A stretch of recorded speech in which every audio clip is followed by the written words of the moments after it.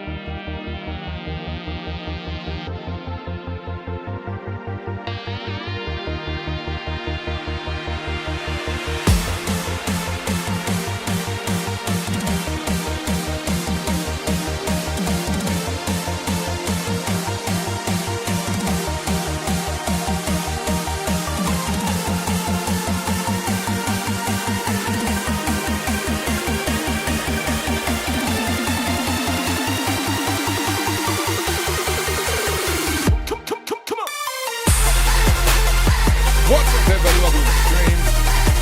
Glad you're here.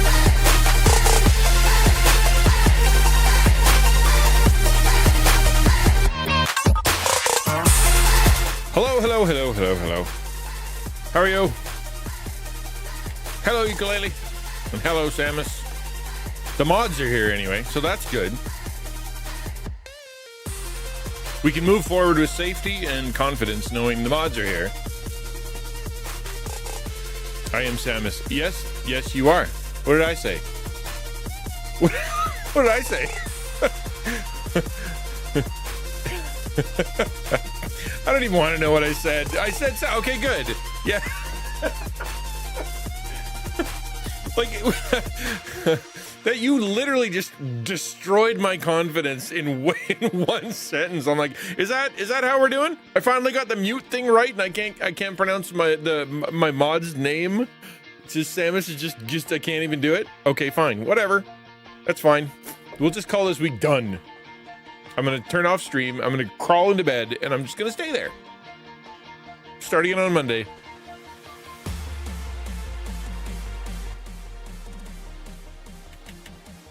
I mean, literally, the I am Samus was enough. That was it. That's all we needed. Was just I am Samus, and that threw me for an absolute loop, and now I don't know what to do with myself. Glad you guys are here. Welcome. We're doing a Devo today. Going to be talking about God's face shining, but from the perspective of what our community's going through. You know what's funny? Okay, so like legit. We're talking about going down to Reach, right? We're gonna be meet there at some point. I'm gonna see you each face to face, and I will be forced to try to figure out to call ukulele by her name, or call her uke, or ukulele, or because it's just weird. Like, it's in any other place, it'd be weird for me to walk up and go, "Hey, uke," because it doesn't, like, that's not your name. But so do we go by name, or do we go by not your name, or do we go by, I mean, Samus is easy. That's easy. But the what do I do? Like, do I call Andrew? That's weird. I've never used his name. I don't know. I know some of y'all call me Al because it's weird to call me Ninja. I get that. That's a little different. But you called him Quiz. Okay, good. And he was totally fine? Okay, good. Okay. Because I assume Quiz is Quiz. Good, as long as we're straight and it's not just me. Weird to call. I know, it is weird, right? Like you people don't have real names, from what I can tell.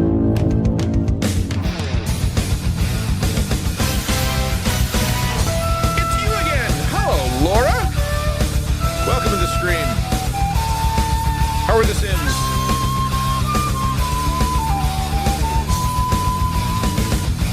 Hello, Paul. I am Jeff. Okay, now you guys are just trying to confuse me. Please don't do that. Hi there. Good to see you, Laura. Thank you for the stream. Welcome to the XtianNinja channel. I hope you are well. We just got kicked off here. We're going to do a Devo soon. We're going to be talking about God's face shining on our suffering. How does that even work?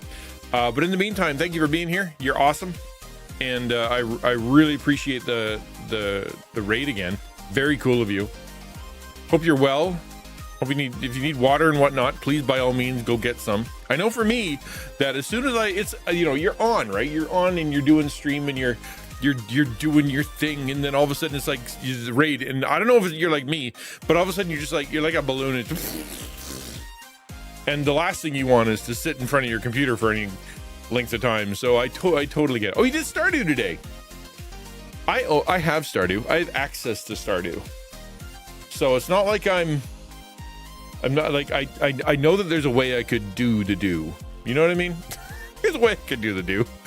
But at this point, I don't know if I can do the do, because it's such a long game. It looks very cool. And the last update what did I see recently? They did a mod. Tell me if I'm wrong. They did a mod or some kind of reprogramming where they made, was it Skyrim? in Stardew?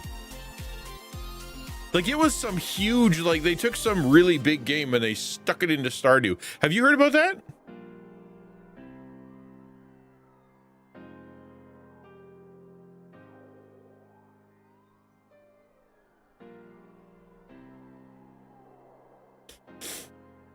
Last time was pitched for us to write our own names, so wherever we want. But I think they said something different next time. Well, yeah, I don't know if they're going to do a pre-done thing for me. Yeah, I don't know. Maybe. You not heard of such thing. I don't do mods anyway. Yeah, I'm gonna Google it real quick. Stardew, is it Skyrim mod? I feel like it was Baldur's Gate. That's Baldur's Village. That's what it's called. Yeah. Check this out. They take Baldur's Village is what they call it. It's wild, man.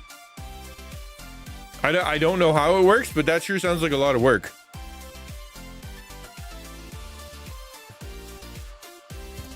But yeah, taking Baldur's Gate and throwing it into Stardew Valley. That, I don't know who comes up with that stuff. It's all of a sudden you're like, you know what I want? Absolutely no time.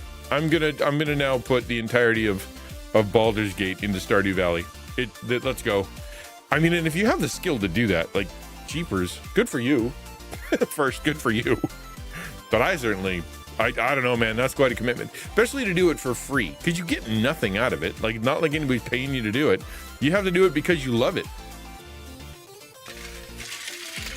Drinking Black Cherry Rogue today. It is very delicious as usual. But my cup, I ran it through the dishwasher and it smells like dishwasher detergent, which is really throwing off my jam, because it tastes good but smells like funky lemons.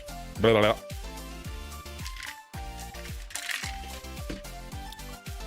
Pull some new audio. No, I honestly, it's a fan thing, right? It's a fan thing. Someone just did it. It's on the Nexus mod. So yeah, it's not a from what I can tell, maybe I'm wrong, but I don't think it anything to do with licensed. I don't know how they could possibly do that, considering Stardew is so. Mine's called Funky Lemons. What was your number one hit single?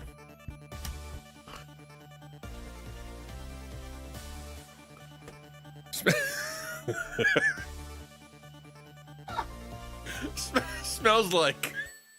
That's a great name. Wow. That you came up with that so fast. Like, that was awesome, man. That was so fast. Good for you.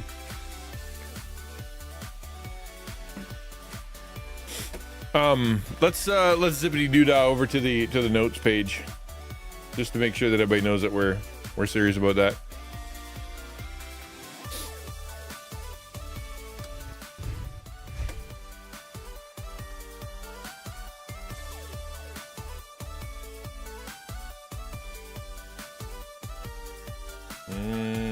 Takes a second to line it up. There we go.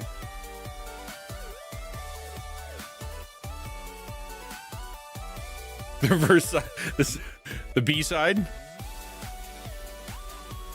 The B side was tastes like. I love that. Hey, Funky Stick Man. Glad you guys are here. I'm going to, we're gonna try to do our best to chat about something serious. Obviously, it's Wednesday. If you don't know what Wednesday is about checking in with the Discord, checking in with the people, what people are going through some of the prayer requests, and then kind of addressing it from a biblical, practical, thoughtful kind of perspective to because it's not just about me doing a Devo or yet another Bible thing. It's about, what's the community going through. It matters to me, to us, to the entirety of the taco group that we know y'all are real people. Y'all are going through real stuff. We want to be a good community to you. We want to be supportive. And I want you to know that me personally, I care about, what you're going through and want to help in whatever way I can. I can't send you money. I can't heal your bones. I can't, fix your relationships. But what I can do is I can try my best to use the gifts that God has given me to kind of help you, hopefully bring some peace to where you're at. So that's what we're trying to do. In the meantime, before we jump into it, how are you? What's midweek looking like for you? Are you looking forward to the weekend? I've had some pretty cool interactions with some folks, kind of rad. I'm doing a collab tomorrow with Flat Cap Dapper Pastor. I just signed up for a collab with Pastor Dustin. What else? We're doing. I was in an. See if I can give it to you. Here. Nope. You might have to sign up for it yourself. Exile Gaming. If you go to Exile Gaming, I'm in the latest episode. That's how that works. The latest newsletter. I'll give it to you right here. Here.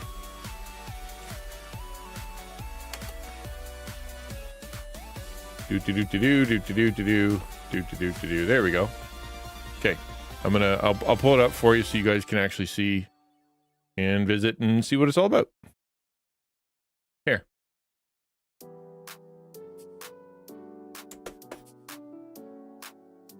Boop. So that is I was in the latest episode latest release. I don't know what they call it. What's a blog post? Newsletter? Sure, newsletter. Let's go with that.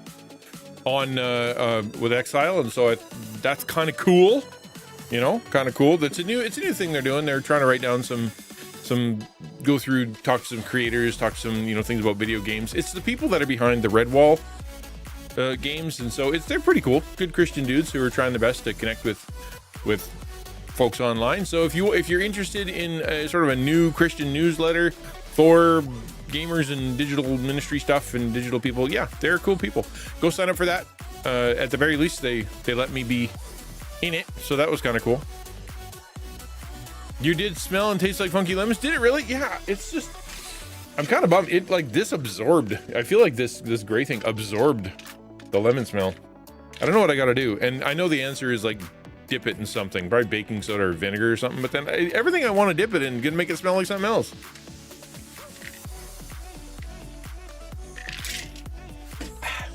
Still tastes good though. Before we jump into the Devo, in my mind, I've decided I'm going to try to, and this is, I don't know, I can't say this definitively, but I'd like to have sort of a consistent time to when we start the Devo, and I don't think 12:15 is going to be it, considering how, I'm a little off and things happen at the beginning. So 12:30 seems to be the best time, or around there. So my idea is, kind of have a chat with you guys, see what's going on, and then by 12:30 or around therein, start the Devo, so people kind of know when the things start. Plus, it takes 30 minutes for people to get here. Try to make a new flavor of custard and lemon and lime custard. Okay, all right. Where was I recently that had lime flavored something? Oh, that wasn't it. We were watching an anime yesterday, and one of the characters was named Lime Latte, and it's an isekai because that's all I ever watch. And it's the guy's like, Lime Latte? Is that like your name? That sounds like a disgusting drink. And I'm like, their name's Lime Latte. That's funny. That does sound disgusting though. Can I tell you guys how many coffee beans I have right now? When I do something, I do it a lot, and I want to be good at it. And so I went and I got the more than five. So I've got, I went and got the hand grinder, which is fun. It's just fun. It's just fun. And I've got a few ways to make coffee. I like the pour over. That's really fun. But I ended up doing, hello, good to see you, Girk. Epic stream alert. Congratulations, Thank you. Jerkenstiel. You are the first person to enter the chat and have been first 1 times. Jerkenstiel. Oh no. Jerkenstiel. That's a terrible name. It's how you take an ATM away from a bank. That's the description of stealing an ATM. The old Jerkenstiel. But yeah, no, so I went, we got some of the Dragon Roast stuff, obviously. That was really good. Dragon Roast, exclamation point, coffee. Super good. And then we went to Costco, and my wife's like, do we need coffee? And I'm like, well, yeah, because the Dragon Roast stuff costs so much to ship. I mean, in the US, it's like $5. Here, it's like 30.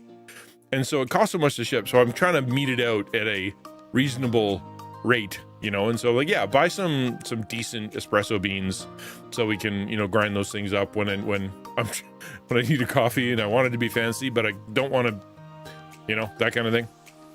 And so we've got that bag. I got Necromancer. I just finished Oathbreaker, where we have a bunch of Barbarian. I got a bunch of Barbarian in there. Like, I've got coffee for days, man. I'm so excited about it.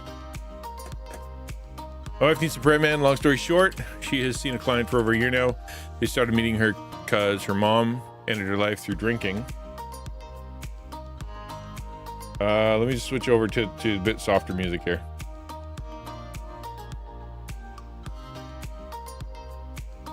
Although this is really nice.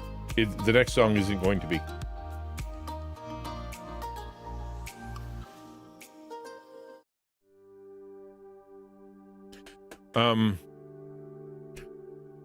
Started meeting because her mom died, ended her life through drinking. One of the 1 year anniversary of it, her dad did the same thing. Kid got their life back on track and now turned 18. She's back to where she was a year ago, except worse. Kayla is so distraught over it. I'm gonna make a clip about how you just made fun of my name.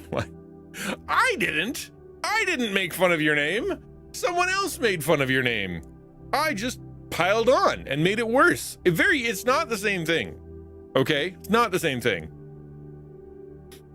Freeze beans too long. I mean, yeah. I mean, I have, you keep them in the dark, you keep them sealed, you get rid of air, you get rid of light, and they last longer. So I've got at least that going for me. I don't have the pump kind.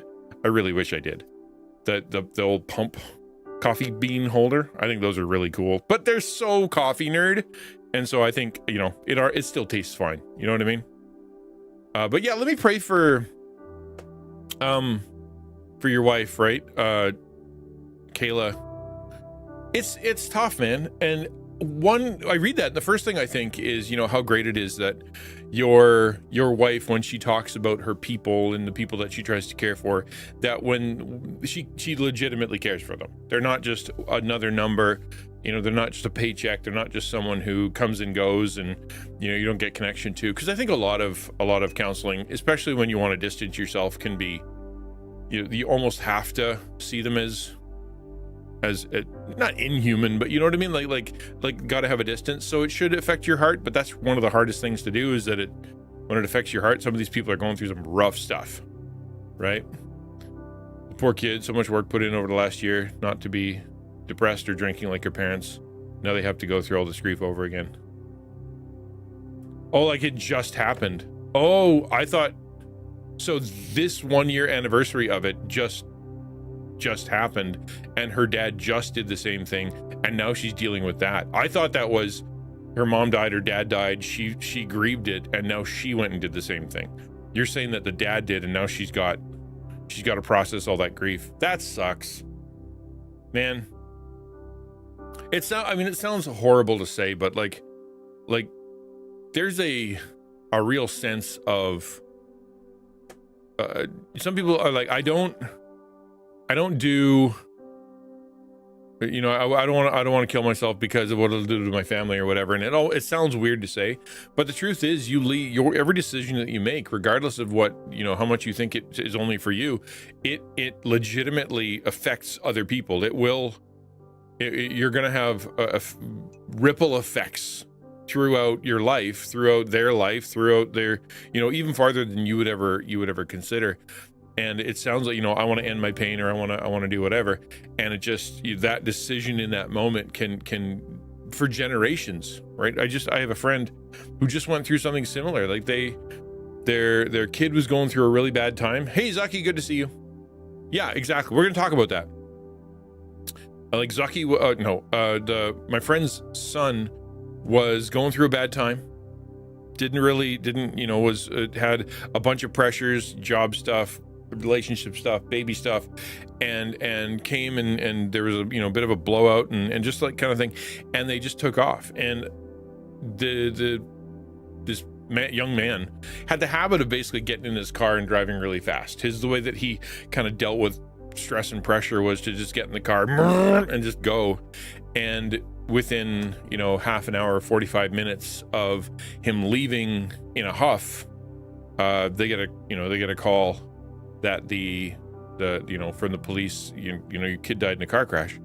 And that moment, that decision that happened a long time ago. The way I want to deal with this is through, racing my car, or the way I want to deal with this is by running away. The way that I process this, or the decisions that I've made, or the things that have happened in my life, or all the stresses that I've brought upon myself or that have happened to me, and how I relate to people, all those things start piling up, and it can start to feel like it's only you and it only matters to you, and you're the one going through it. But each of your decisions has broad ripple effects. And so even that decision to, I'm going to go out and just drive fast when my head's not in a good place. Now the kid, the girl, the mom, the dad, the grandma, grandpa, all that stuff they're all affected by it. And I'm not trying to heap guilt upon someone going through a hard time.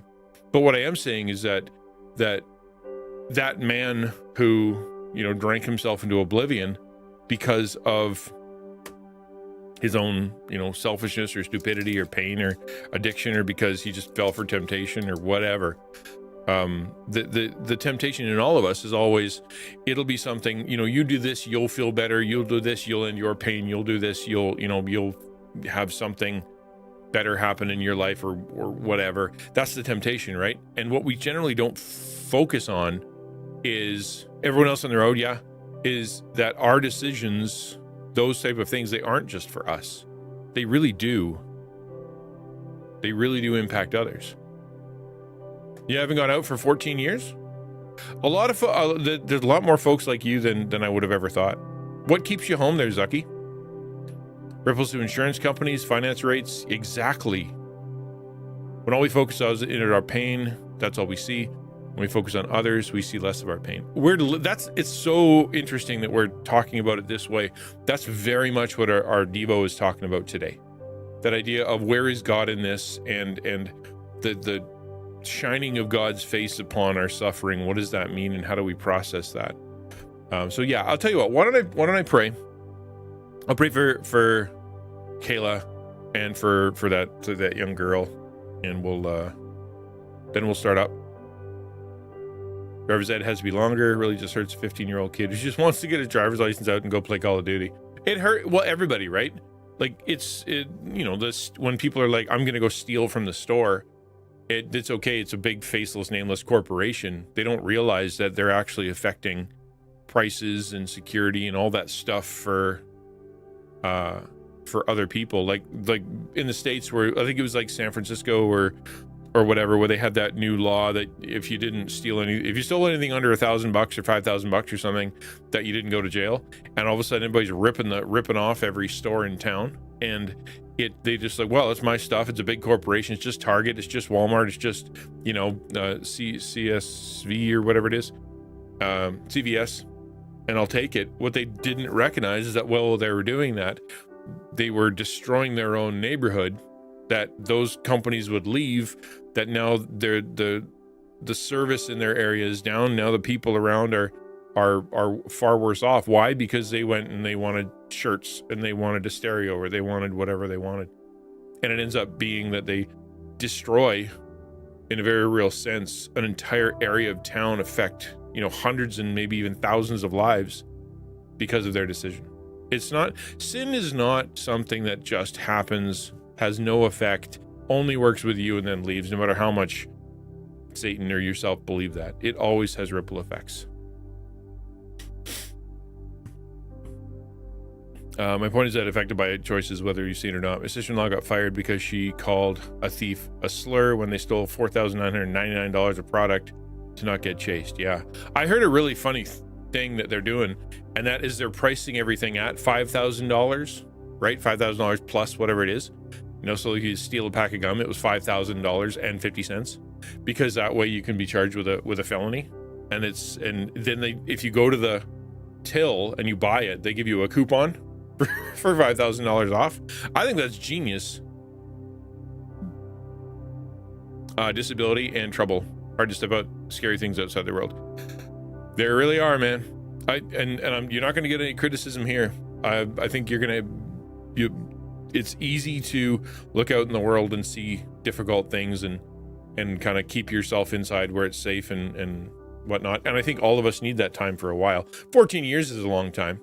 So that is a long time to stay home. And I hope that you're working towards a place where you can find people that you trust and find people that care about you and that you can be safe and outside and whatnot.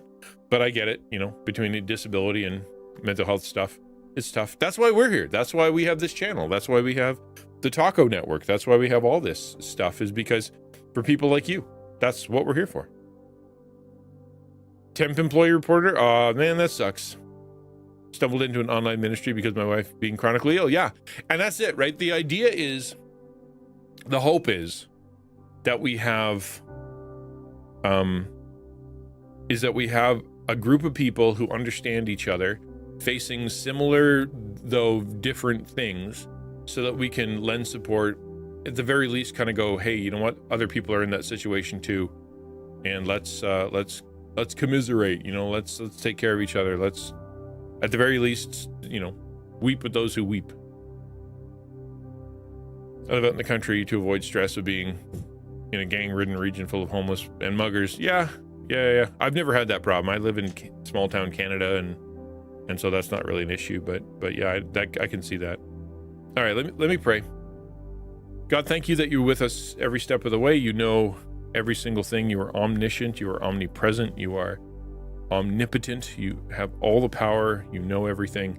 And so we trust you. You are King, you are Lord, you are boss, you are the top, but at the same time, you're also servant, and you are also one who is friend, one who is partner, one who is working with us, one who is inside, one who draws us into help and peace. Thank you for that. I pray for Kayla specifically as she tries to counsel through this young woman who is facing so much, and the selfishness of her dad, her mom, the folly they're in, and being pulled like a black hole into that same kind of habit, which is really hard to do. I pray you'd give Kayla wisdom, strength, compassion, and at the same time that you'd work with that young woman, be able to bring her hope. Amen. Amen. Salem is really sketchy. No, I believe you, man. There's a lot of, yeah. Outside the city, on top of a mountain. I used to live on the bottom of a mountain. I lived in the foothills of the Rocky Mountains, man. Nothing happened there. All right, let me. So let's jump into the Devo. I'm gonna hit the button before the button hits me. Today's talk is, we're going to entitle it, When Suffering Feels Endless, Seeing God's Face in the Darkness. Hello, Shenanigan. Good to see you. Welcome to the stream. Glad you're here.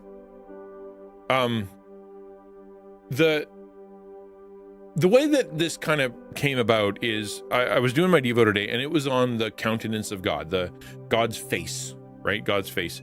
And God's face shines, and God's face is seen, and God is, God blesses people who see his face and seek his face. That was kind of the whole thing.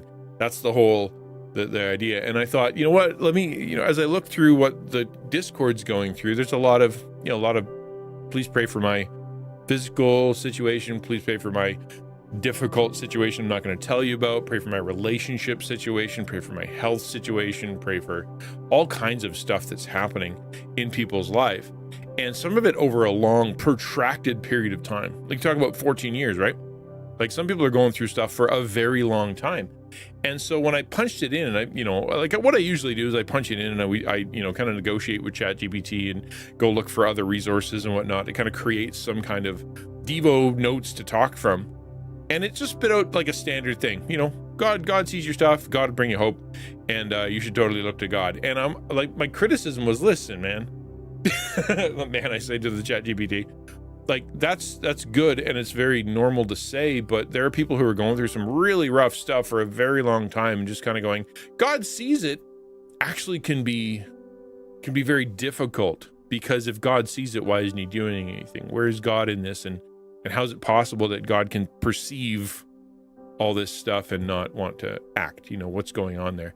And so what I wanted to do is take it from a perspective of, if God can see this stuff and God is there, and then what does that mean for those who are facing sort of a long-term difficulty? The scriptures themselves are all in the same theme, but we'll take them apart. So we'll start with Numbers 6:25-26. The Lord make his face to shine upon you, be gracious to you. The Lord lift up his countenance upon you and give you peace, right? This is called, I think it's called the Shema, right? This is the blessing, the given to Israel, to priests, that they share with each other. And the blessing itself is basically to say, I hope that God himself sees you. It's when you see the shining upon you, it really is very much God is like the sun, and gives warmth and light and life and sustenance, and is a good thing. Living in the light is a good thing. And so it's very much a picture it as the sun. The Lord make his face, may you live in the light, may you live in the warmth, may you live in an area of life, may you live in a place where you can see and others can see you, and that you are seen.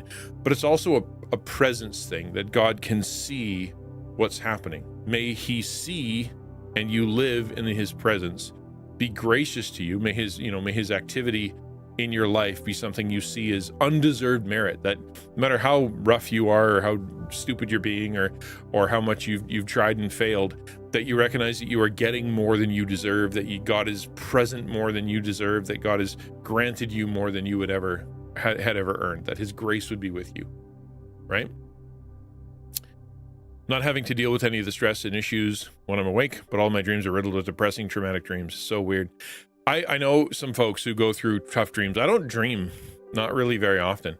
And so it's not something that I face, but I've known some people who, they just really hate sleeping, because every time they go to sleep, it's just really terrible in there. And I've never had to deal with that, but what a terrible thing to not want to sleep, especially since our body absolutely needs it. That's really tough. Yes, God sees the world differently. You're right.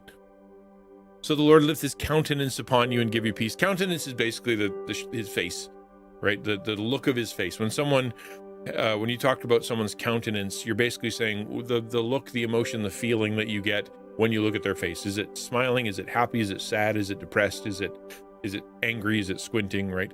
Like, what is the countenance?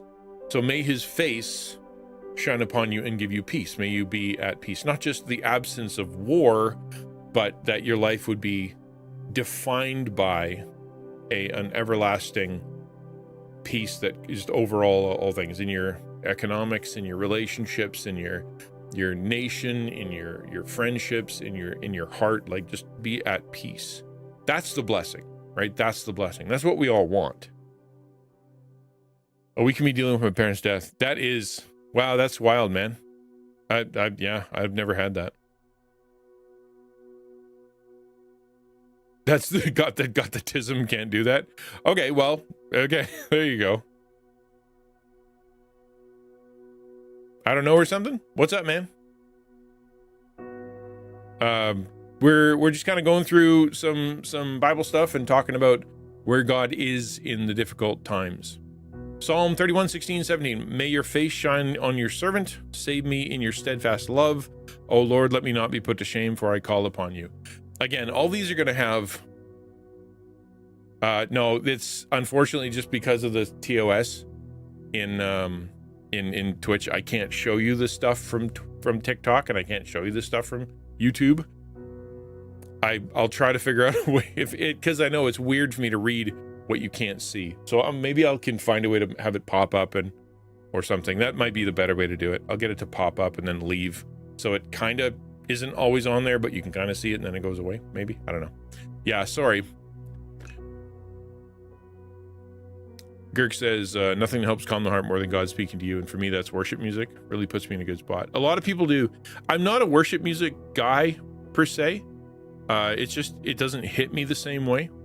But for me, it's, in the word, talking to his people, praying, things like that. That's it. But I know a lot of people are spoken to through worship music.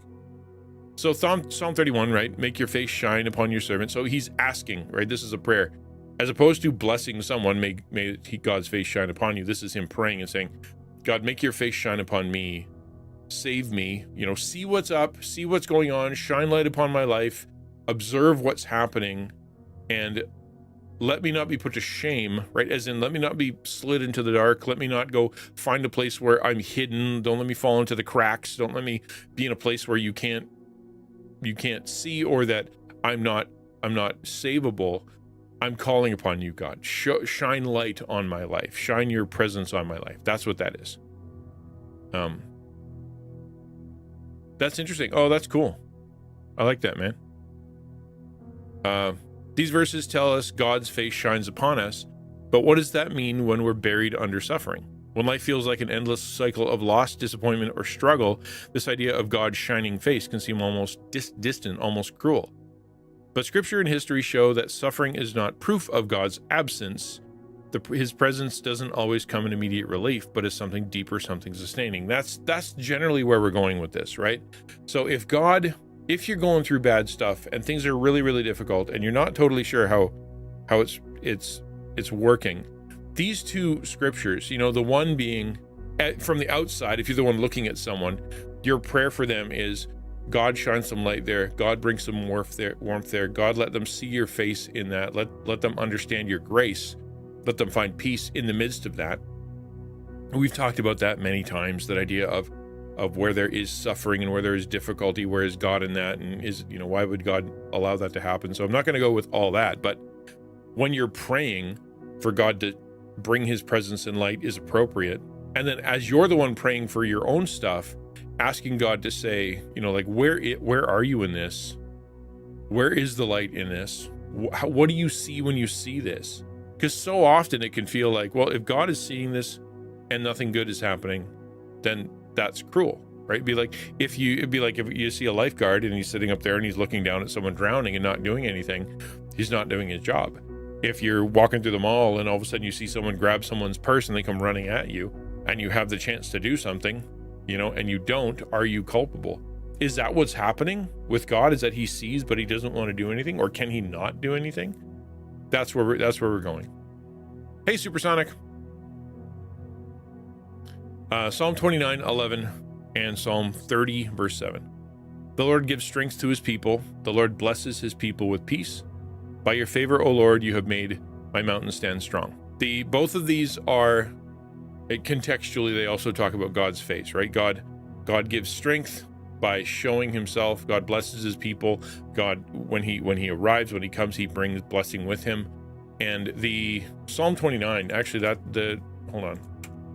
There's a better version of Psalm 29. I'll show it to you.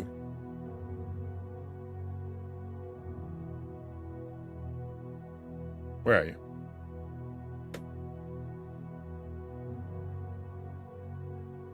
There it is. Okay. Psalm 29. May the Lord give strength to his people. May the Lord bless his people with peace. And by your favor, O Lord, you made my mountain stand strong. You hid your face when I was dismayed. That's the actual scripture we were talking about. 2K from 4K. Wow, that's crazy, man. We talk about how it feels like when God is there, we feel a sense of strength, but when God hides his face, we're dismayed. That's what's going on in that section. And it means essentially, hold on, let me just make sure I read it. I don't want to get lost in my own notes here. The promise here isn't that suffering will be removed instantly, but that God gives strength in it, right? When God leaves a situation, or you feel like God is gone, when his face is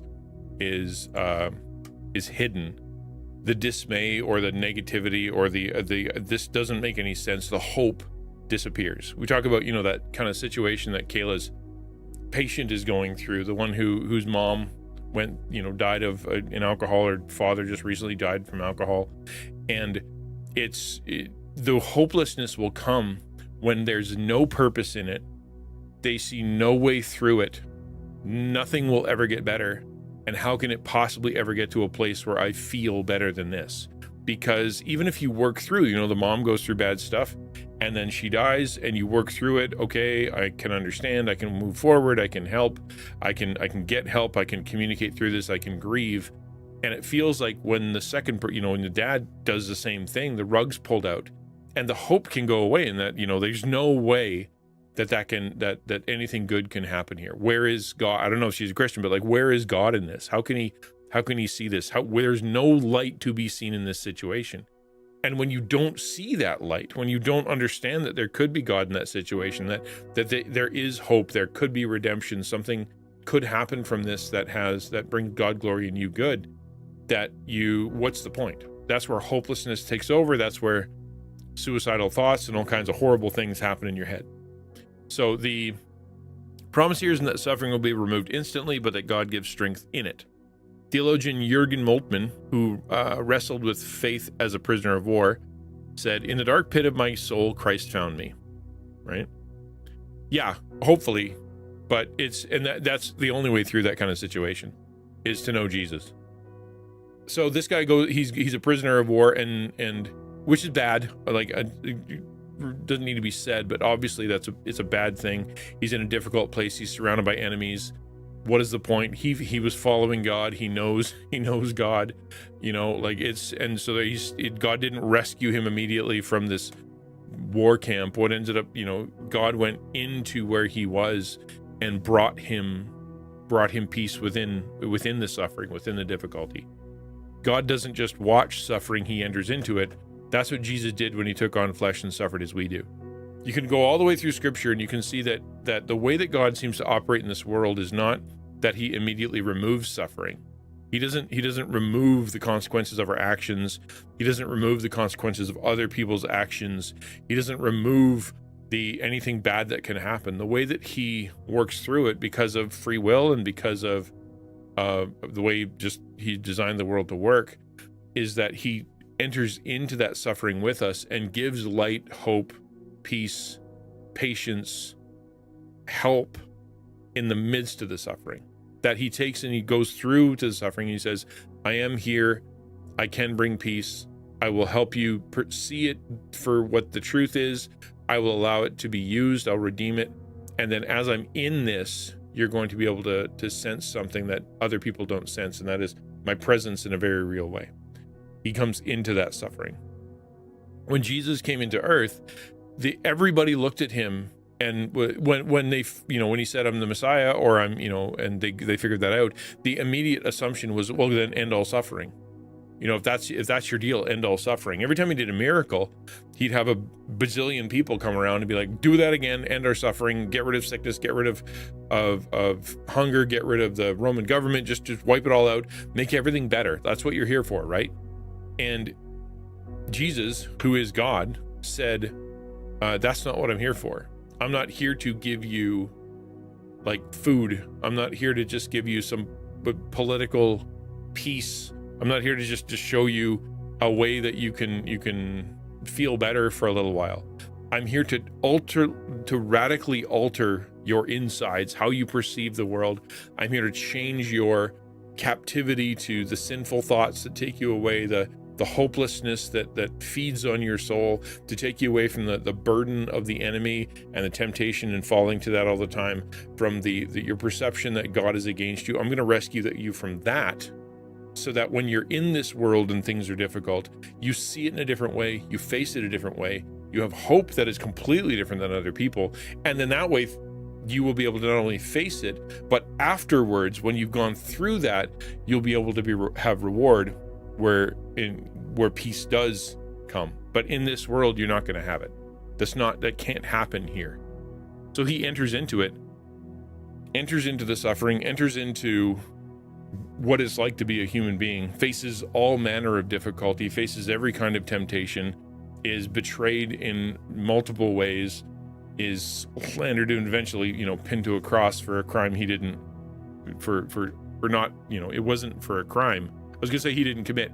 He didn't commit a crime, but they thought he did, right? Like when he said, I'm God, they're like, well, you have to die because you said you're God. But he actually is. So therefore, did he do it? Yes, but was it a crime? In the dark pit, my soul, Christ found me. The application here is, instead of praying only for suffering to end, we can pray to recognize Christ in it. Sometimes our deepest moments of struggle are the very places where God's presence is revealed most clearly. This is a hard truth. This is a hard truth. That sometimes the only way that you're going to be able to see God, the only way you're going to be able to turn your heart around, the only way you're going to finally get to the place that you need Him, and you're willing to let go of control, let go of your addictions, let go of your all the stuff that keeps you between you and God, and all the things that keep you pinned to misery. The only way is for you to get to the end of yourself and realize there's nothing left. As long as you have a way to compensate, or a way to deal with it, or some kind of lie that you're living with, or some kind of hope that you have that is never going to work but somehow is working for you right now, as long as you have that, you'll never connect to God, never be able to have the truth. You'll never be able to find a way to sorry about that. You'll never be able to make yourself at peace. The only way for you to do that sometimes is for God to literally pin you down and go, hey, listen, you need me. There's nothing left. And sometimes that way, all the times, that way is really, really hard. I don't know if anybody's faced that. It is. Have you gone through that? I know I have. There are times where, like for me, when I was in school, I know this is going to come as a big surprise, but I was pretty arrogant, pretty prideful. Like I said yesterday, everything was black and white for me. It was always, there's right and wrong, and you're either on one side or the other, black and white. You're either right or you're wrong. You're either in God's, or you're, angel, demon. That's the only way I saw things. And so therefore I was really judgmental. And so when I preached and I spoke, or I talked and I argued and talked to people, it was very much, there wasn't a lot of grace. There wasn't a lot of mitigation. There wasn't a lot of understanding. There wasn't a lot of patience, right? There wasn't a lot of gray. And therefore, when I spoke to people, it wasn't very comforting as a young man. And so therefore, I don't think I did a lot of people a lot of favors when it came to them asking my opinion or asking what I thought God did, because it would be a simple, well, God, God's doing this because you deserved it. God's doing this because He's doing something bigger, suck it up.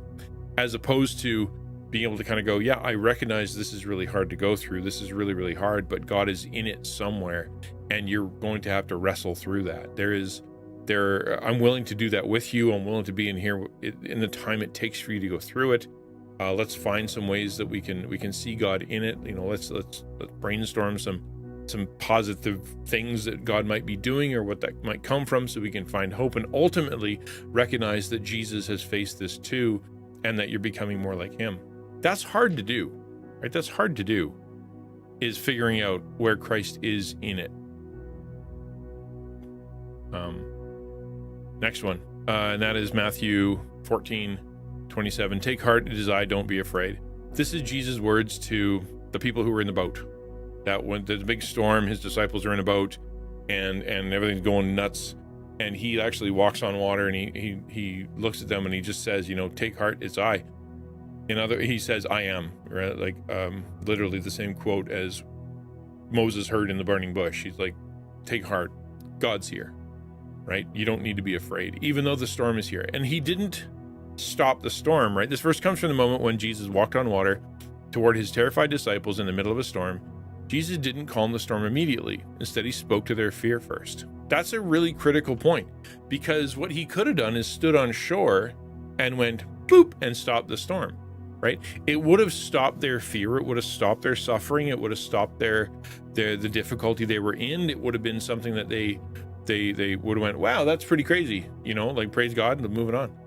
Except for what they needed in that moment was to recognize that in the middle of really difficult things, Jesus is in control. Jesus knows what's going on. Jesus is present in that. Therefore, God is present in that. The reason that they can be not afraid in the middle of something they are terribly scared of is because of the presence of Jesus in it. Even though they can't do anything, even though they can't make the boat stay up, even though they can't figure out how to navigate the storm, even though everything in their knowledge is like, the only way this can end is us drown. is that they can look out and they can see Jesus and go, because he's here, regardless of what's happening circumstantially, I don't need to be afraid of it. In the same, you talk about Shadrach, Meshach, and Abednego, right? Abednego, where you have them looking into the face of Nebuchadnezzar, and he's like, listen, you either bow or you burn. And they're like, well, I guess we burn. And their response to him, when he's like, are you sure? It is, listen, we're not going to be compromising our integrity or compromising our faith. Either God will meet us in the flames and he will save us, or he won't. And that's up to him. But regardless, we're not afraid of you. That feeling, that sense of confidence of no matter what's happening in the situation, whatever bad stuff is going down, the confidence of going, I don't know what's going to happen, but I know that God's in it. I don't know what's going to happen, but I know that God's got it under control. I don't know what's happening and I'm not comfortable in it, but I know that God will get me through to the other side, whatever that other side is. That's where the peace comes from. And that's where what we're talking about, right? Is that idea that where's God's face in this? Does he see? Where's God's peace in this? Has he granted it? How do we find that strength, and what happens when we feel like he's not seeing it, he's not there? And then if you kind of continue the argument of kind of going, in the storm we know he is there, and the thing that we need the most is to know that he is present and he's in control. Sometimes, and that is often more than enough. I know that when I've gone through some really rough things, I mean really rough stuff, sometimes the only thing that really made it palpably, the only way that I was able to take another step forward is knowing that God's presence was in it. That there wasn't, God was going to do something, because he always had. God was going to figure something out, that regardless of what happened to me, regardless of what happened with my family or the future or whatever, God was in it. Therefore, I didn't need to be afraid of the circumstance. I didn't need to panic over it. I didn't need to go and do something stupid. I didn't understand it. But the only reason I didn't succumb to the really difficult stuff is because it was very much, I see Jesus as the lighthouse. I don't know how far away he is. I don't know what's going on, but I know he sees me. And that's all I have right now. Right? Long-term suffering often feels like a storm that won't stop. We might say, I'm just tired. I don't even want strength anymore. I just want this to be over. But what Jesus shows us is that hope isn't found in the storm disappearing, is found in who is with us in it. And we, from a human perspective, we know that going through bad things together often unites people in a very real way. Going through really hard times together, it brings people deeper relationships and deeper experiences and lifelong friendships and stuff that you talk about forever. The man, the fireman or the policeman or the whoever, the hero that enters into your life at the right time, enters into the suffering with you, pulls you out, saves you, helps you, walks you through it, keeps you calm in the middle of it until the end. That person becomes the most important person to you. You will respect them. You care for them. You want the best for them. Anybody slags them, you're like, yeah, but let me tell you, when I was in a really bad spot, this is what he did. This is where they were. That's more important than the end of the storm. And it's hard to hear that sometimes, because we want the end of the storm, and the storm sucks, and physical pain, emotional pain, relational pain, financial pain, confusion for the future, all that stuff, thinking back to that young girl, the girl who's lost her dad now, right? It's just I just want this feeling to be over. From God's perspective, often it's not about the storm being over. It's about you knowing he's there within it, so that he can bring you through it. So the next time there's a storm, because there'll always be another one, you won't fall apart that time. You'll be able to face it until such a time as you go and meet him and the storms are finally over, after you've left Earth, after you've died. Psalm 89:15. Blessed are the people who walk, O Lord, in the light of your face. The early church understood this truth well. During the plague of Cyprian, which is basically like a smallpox outbreak that happened in Rome in like 380, something like that. So, right, church has been around for a while, but at the same time, all of a sudden there's this terrible plague. Epidemic swept through the Roman Empire. Many fled in fear. So obviously you look at this situation, there's bad stuff happening. You're watching people get sick, and they just people are like, nope, I'm out. Christians, as they do, instead of running, entered into it. Christians then were known as people who just did the weirdest stuff. Back then there was like, if you didn't want your baby, you just kind of left it out on the side of the road to die. You birthed it and you threw it on the side of the road and you let it die. And Christians would wander through the streets and pick these babies up and bring them home so that they could be taken care of, so that they can have a life, so they can have a hope and a future. That's what they would do. They would take it upon themselves economically and all that stuff to take care of this kid, because they did. Same thing. When the bad stuff would happen or the sickness happened, instead of running away, they came in and cared for people. We've done that all over the place and for forever. It's funny when people criticize the church for not doing enough. Where was the church when adoption? Where's the church with? I was like, we started all of it.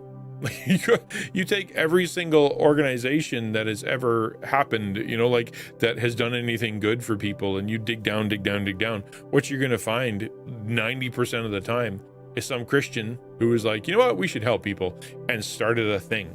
Hospitals, schools, charities, adoption centers, like half of the laws that actually take care of people, that's just Christians who were like, we need to take care of people. That's us. And we do that normally. So, why did they do that? Because they believed that they weren't alone in their suffering, and neither were the people that they helped. Part of knowing you walk in the light of God, part of knowing that God sees what you're doing, part of understanding his presence is having the strength to enter into someone else's, to bring his presence somewhere else, right? To go through the difficulty yourself, or to face it together. But because you are doing it with strength, because you are doing it with peace, because you have that the light that nobody else seems to have, you bring that to other people who are going through a hard time. You go to Calcutta, you go to Ukraine, you go to difficult places, and you bring that light with you. Why?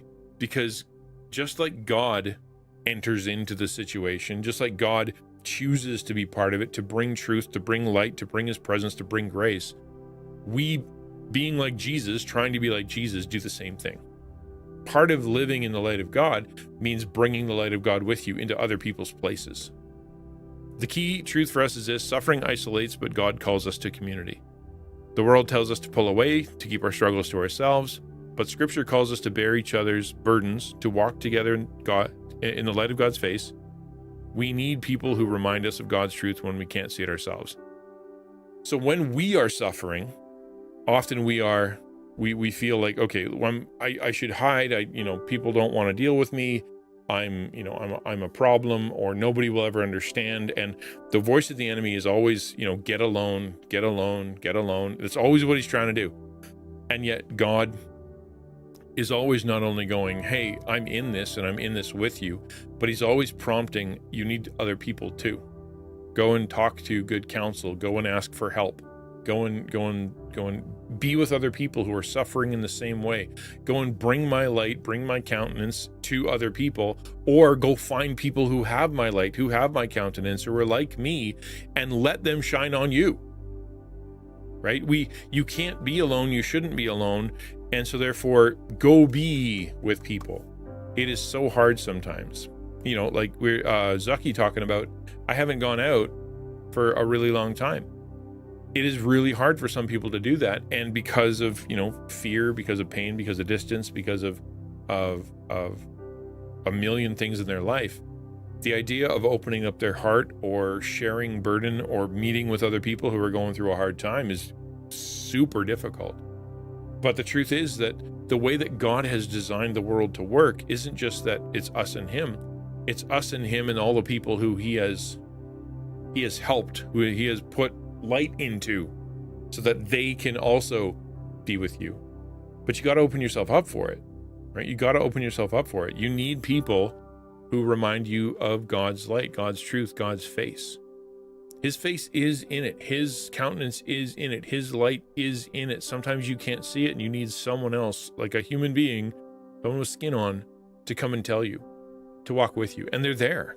They're there. And I know that the instinct, and I've heard it from other people that are online, they're not there. I've asked for help. I've done that. I've tried and they didn't do that. And so I'm alone. That's the voice of the enemy telling you that everyone is like the person you asked.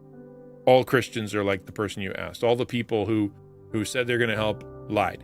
Everybody who is like that person. You're going to be alone. You're different. You're unworthy. That's just the voice of the enemy.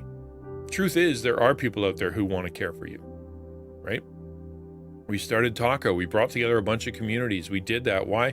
Because we believe that there are folks out there who absolutely need people to take care of them, people to be part of their life, to be available at a moment's notice on stream whenever they need it, to be available in a Discord that has people in charge of prayer and people in charge of making sure community things happen, people in charge of making sure the area is safe for people. All of that is driven because we want to bring light to people.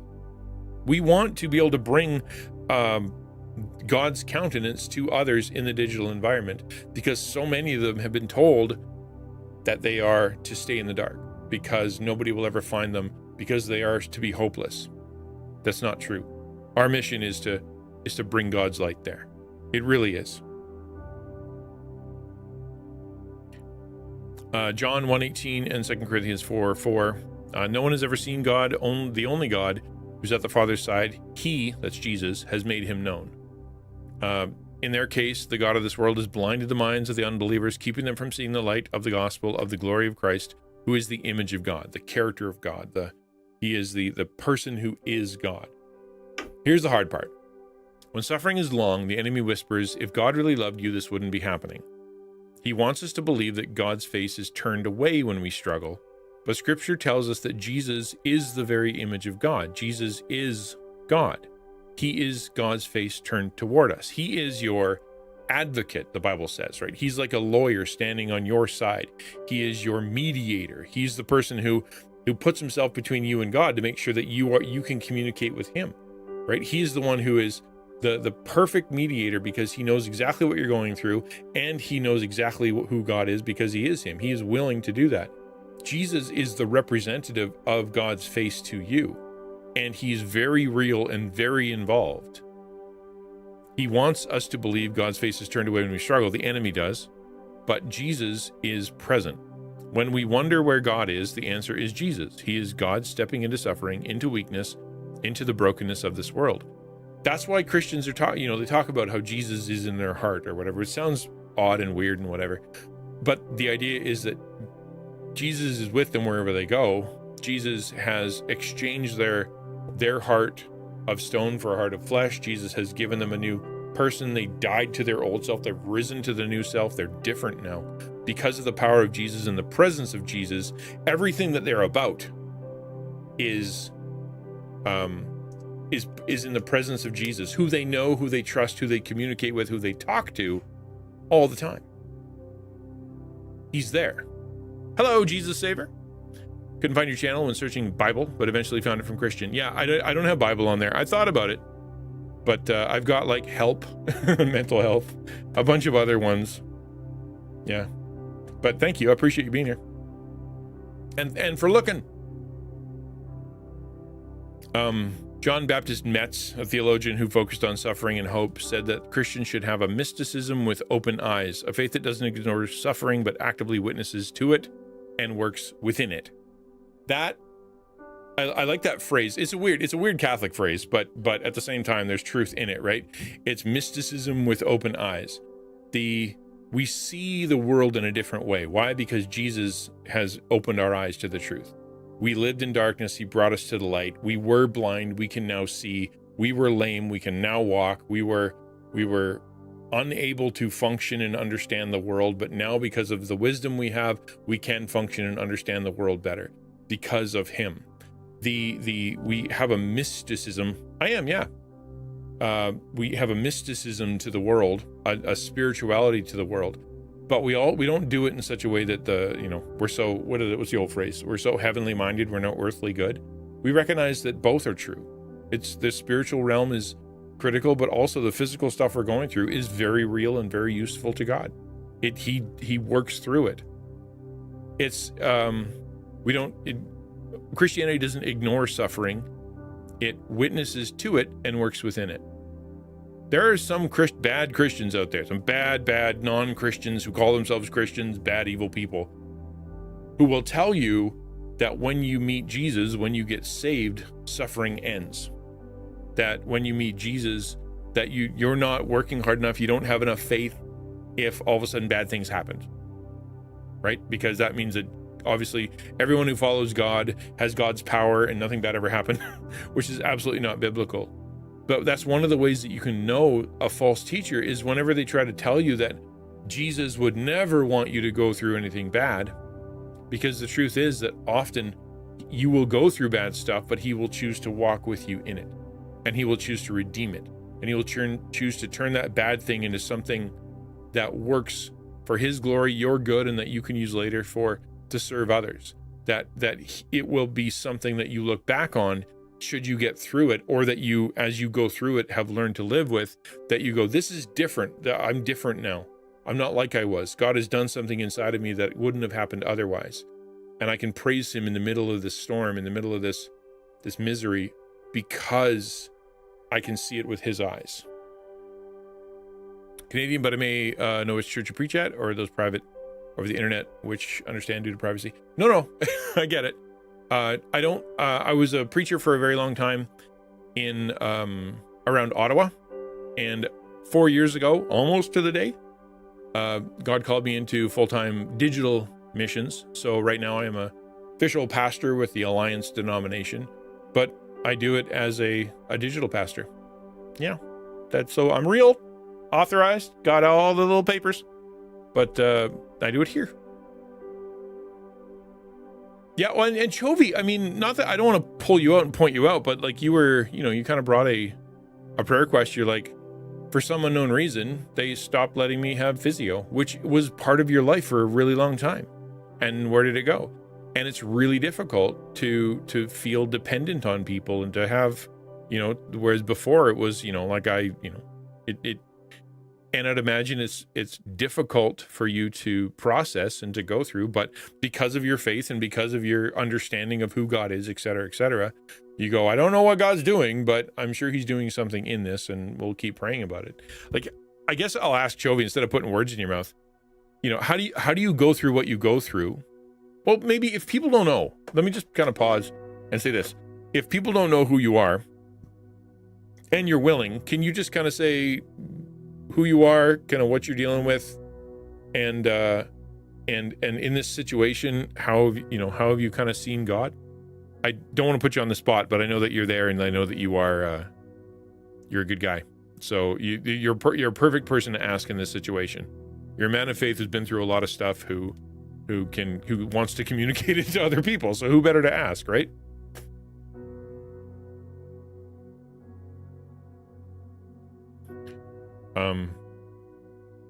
Jesus Saver, let me come back to that question, okay? Let me just finish up the Devo, and then I'm going to come back and I'll do an AMA. I know it's an AMA, and feel free to interrupt, and I'm happy to do that. Just let me finish off here, and then I'll come back around.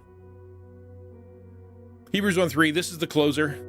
He is the radiance of the glory of God, the exact imprint of his nature, and he upholds the universe by his word and power. That's Jesus. Not talking about just God. It's talking about Jesus himself. One of the ways that you can read, ask me anything. Ask me anything is what that means. One of the ways that Hebrews kind of talks about Jesus is to compare him to other things. Jesus is better than angels. Jesus is better than Moses. Jesus is better than the prophets. Jesus is the better sacrifice. Like, that's kind of how it's designed for at least the first half. And in this one here, it says Jesus is the exact imprint of God's nature, and he's the one upholding the universe by his power. Jesus is. This is where hope becomes active, not passive. God upholds all things, including you.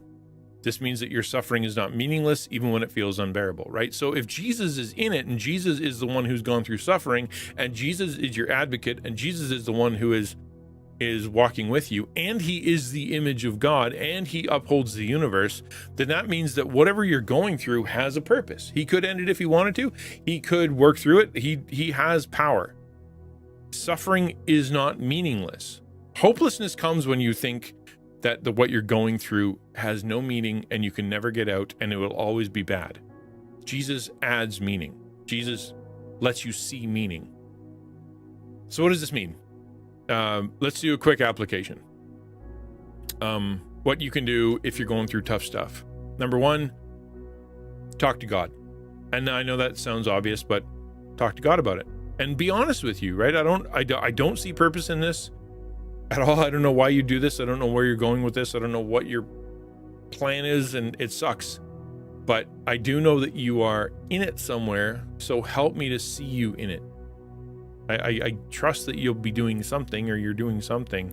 So whatever it is, let me see. Chovy said, yeah, dealing with a lot of unexpected health issues, but as crummy as it can be, God will see it through, like what you're saying. Yeah. Chovy's going through some rough health stuff, and now some rougher stuff, and he is the God shines through him in a very real sense. Go watch some of his streams or listen to some of his streams and stuff. You'll see a guy who's going through a lot, but who God shines through. Very much so. Number two, stay connected even when you don't feel like it. Number two, suffering pushes us into isolation. Find someone to share it with. I've talked about that. I'm not going to beat it around, say it again. We've said it all the time, but go into the Discord, post something in prayer, go post something in the faith section. If you have doubts, go post something in the chatting section. Go, just like, I need someone to hang out with, and go and hang out with. We'll find something. We'll figure something out. We hope anyway. Jump into someone's stream, jump into someone's Discord or whatever's going on, and just don't be alone in it. Yes, I would love it if you contacted your home church, the one that you can go and visit or can visit you. That's better. But if you can't, then work with what you got. But whatever you do, don't be isolated in it. God doesn't want you isolated. That's not his will. And there are people out there who will show you love. Sometimes it takes a couple phone calls. Sometimes it takes meeting a couple jerks. But on the other side, there are some people who really want to serve you and love you. Number three, reframe the struggle. Instead of why is this happening, ask where is God in this, right? Sometimes you're not going to learn why. God won't tell you why it happened. But what you can see is some fruit in it. You say, okay, I'm different. I see the world different. Other people see me different. I see God differently. I'm able to have conversations I couldn't have before. Things like that. Instead of going, God, I need to know what's going on. What you can know is simply that God is present and God is using it. Number four, take one small step towards hope. If suffering is tempting you to withdraw, push back by choosing to stay engaged, because that temptation is always there. Choose to continue to go to where you need to go and talk to who you need to talk to, and calling your friends, calling your mom, put them on a schedule, showing up to your digital group, digital church, whatever. And number five, stay in scripture, especially passages of lament and endurance. If you don't leave the Bible. The more that you can read, the more that you can see, the more that you'll understand the truth of going through stuff. Job went through stuff. Jeremiah went through stuff. David went through stuff. Paul went through stuff. Jesus went through stuff. Everybody went through stuff. And you'll see that it's normal, but that there is light on the other side of it. That's how God works, right? It's not you're not an exception. You're just like you're facing stuff other people have faced in the past, and that in itself brings hope. Does that make sense? I hope it does. Let me pray. And then we'll jump back into kind of the AMA side, and we'll talk about what Jesus Saver is kind of coming down to. And you can share your own stories of how you've seen God in your suffering, or even if you can't, kind of talking about your own doubts. But let me pray. God, thank you for your word. Thank you for the blessing of knowing you. Thank you for sharing in our suffering. Thank you that you bring meaning and purpose to it, and that you'll never let it be wasted. You count our tears. You know every part. I pray for everybody who's going through stuff, everybody who's been through stuff, that you'd unite us, that we wouldn't be alone, that we'd create an environment online that people feel comfortable and at peace and helped and are given hope. It's amazing you've given us this ministry, this opportunity. Just please grow it for more people who need you. Amen.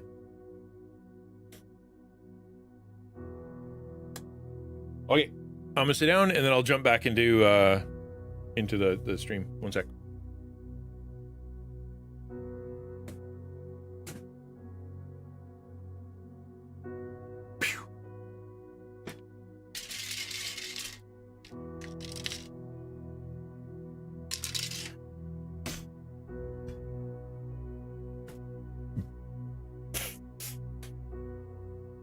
Okay, I'm gonna turn on some different music. We'll do this.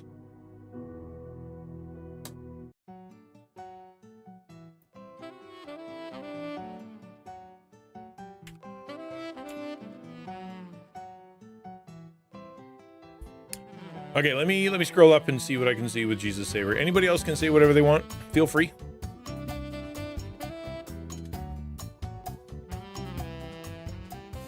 We're back to the Bossa Nova, by the way. What goes better than the Bible than Bossa Nova? Nothing. Okay. Let me just scroll up here. Jesus ever says, what command do you think is the hardest for humans outside of loving God? I feel like loving your neighbors like yourself has got to be the hardest. Who in the world is going to treat a homeless stranger like our mom, a family, ourselves?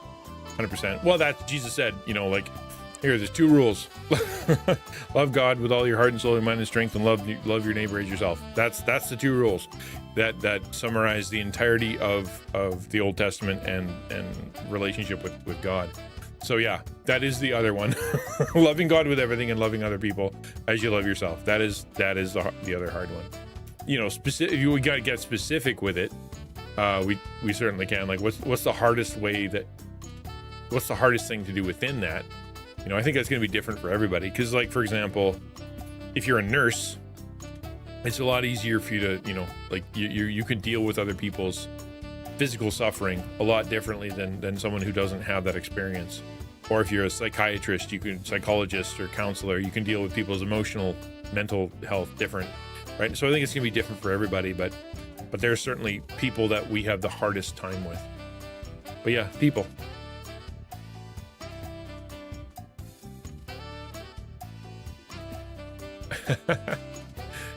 MMA, doing the AMA. Jesus Saver says, I wonder what country has the lowest Christians in the world. I feel like China. Nope, it wouldn't be China at all. China has a vast and growing Christian population. China did a dumb thing, like the actual government, where they actually demanded that Christian churches be small, and that whenever they get to, like, I don't think it was 12 or something, that they have to split. They just created cellular division and evangelism within China. What they should have done is have a big, giant, shiny church that'll just tell you whatever you want to hear. Let Satan preach, and then they'll, they did that too. But the official Christian / communist church, but they put the church underground and it's growing like crazy. The least amount of church of Christians in the world probably is going to be in the Middle East. Maybe like Iraq or Afghanistan or something like that. Japan. Okay, there you go. Yeah, Japan is one for sure. For sure.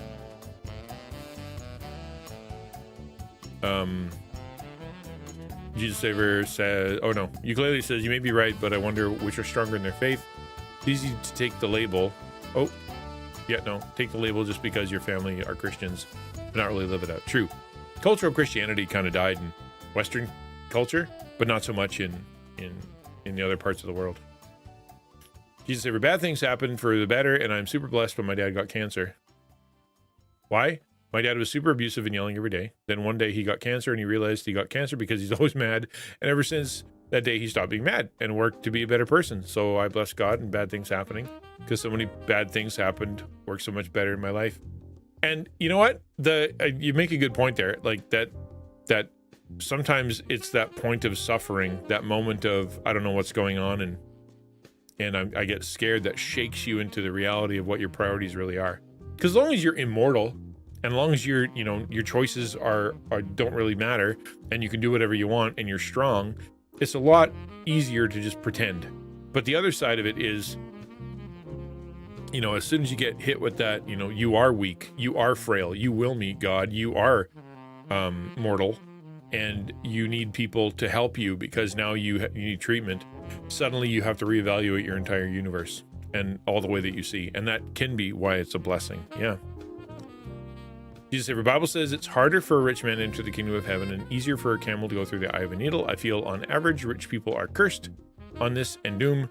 And for people winning the lottery, they end up worse than before, and bad things happen to them like kidnapping, ransom, and blackmail. I feel like being average or poor in the long term is much better than being rich. Sometimes, and you're right, money brings its own problems. Not everybody. There's some wonderful rich people out there, wonderful rich Christians out there that God has given the ability to make money, and they help. They fund churches and ministries and all kinds of stuff.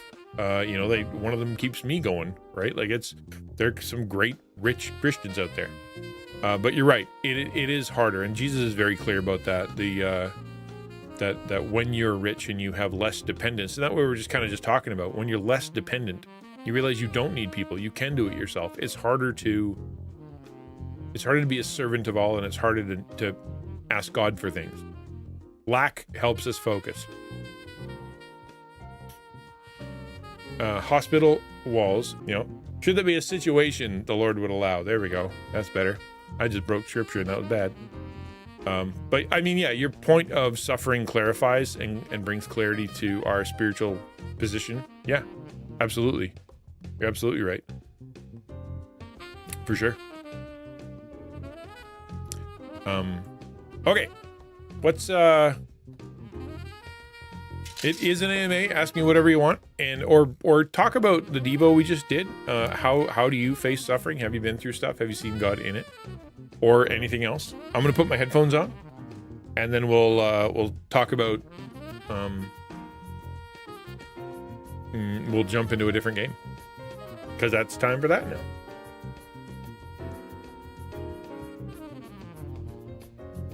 There's always a little bit of like cosmic whiplash whenever you go from that kind of conversation into a video game, but hey, that's part of the deal.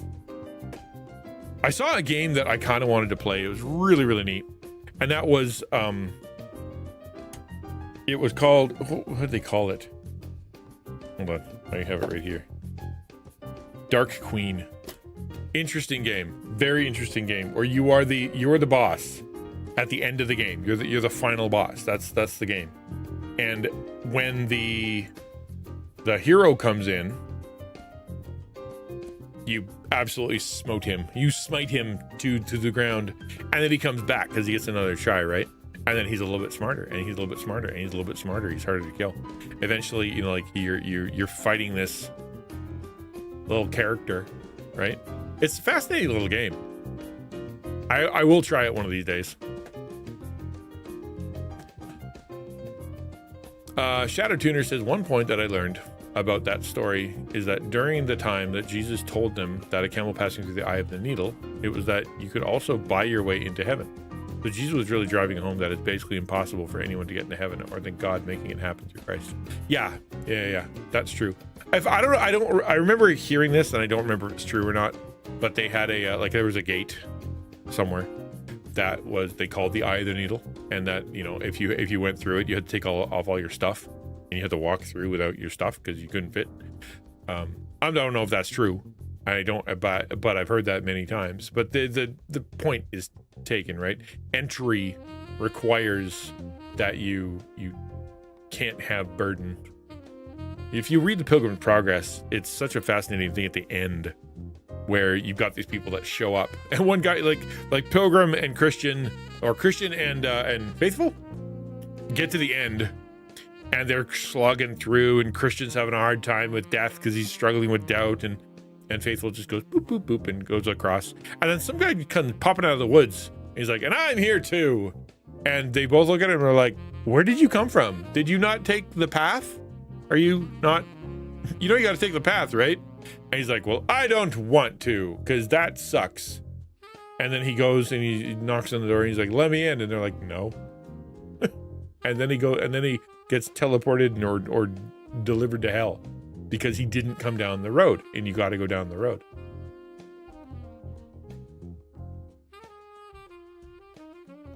Hey there, banana. Wasn't solely the point that rich have a hard time. No, it wasn't. No, that wasn't the point. But I think you can definitely know that rich people, or people who have a lot, or people who think they have a lot, or people who are obsessed with having a lot, or people who take from others, that kind of thing, who think their salvation is in material things. Those people are going to have a harder time, because God doesn't promise you material things. In fact, it'll cost you material things. Because then you don't own anything. As soon as you recognize that God is God, you suddenly you don't own anything anymore. Everything is his, to do with as he will. And sometimes he wills that you give it to someone else.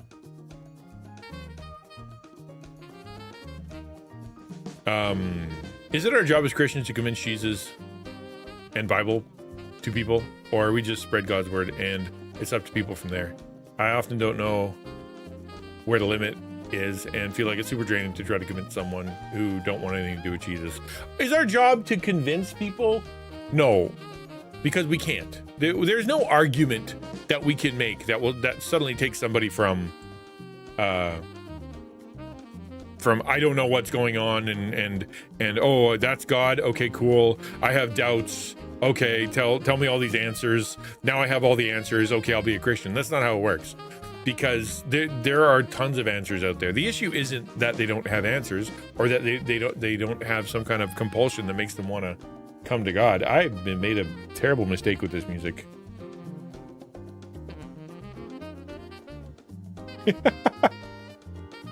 Oh, that's awful. I don't like it. Okay, we'll do that. Yeesh. That was terrible. Right, there's no arguing people into heaven. They need to have an experience, an encounter with Jesus. They need to realize that their only salvation is in him. What we can be there for that. Right? When they're like, hey, I had this experience, and we can help them. Should we have an answer for the hope that's within us? Yeah, that's what Peter says, right? The idea is if they're like, why are you different? You can go, well, I'm different because of Jesus, and here's how that works, for sure. And I think there is a place for apologetics. We should have good answers for people, and if someone tries to argue the Bible or whatever, we should be able to go, well, actually, no, here's the other alternative view, et cetera, et cetera. But I don't think salvation is contingent upon a certain level of knowledge about apologetics or being convinced. Some people are going to need a lot of conversation. But in the end, it ends up being something that they change their heart. They change their it happens in their heart, their soul, their mind, not just because of it's true. It becomes true to them. One thing with times of suffering is we tend to cut out a lot of excess stuff we do or spend time on, and also sometimes people cut themselves out of our lives. Having less of that gives us more space to focus on God. Yeah, for sure.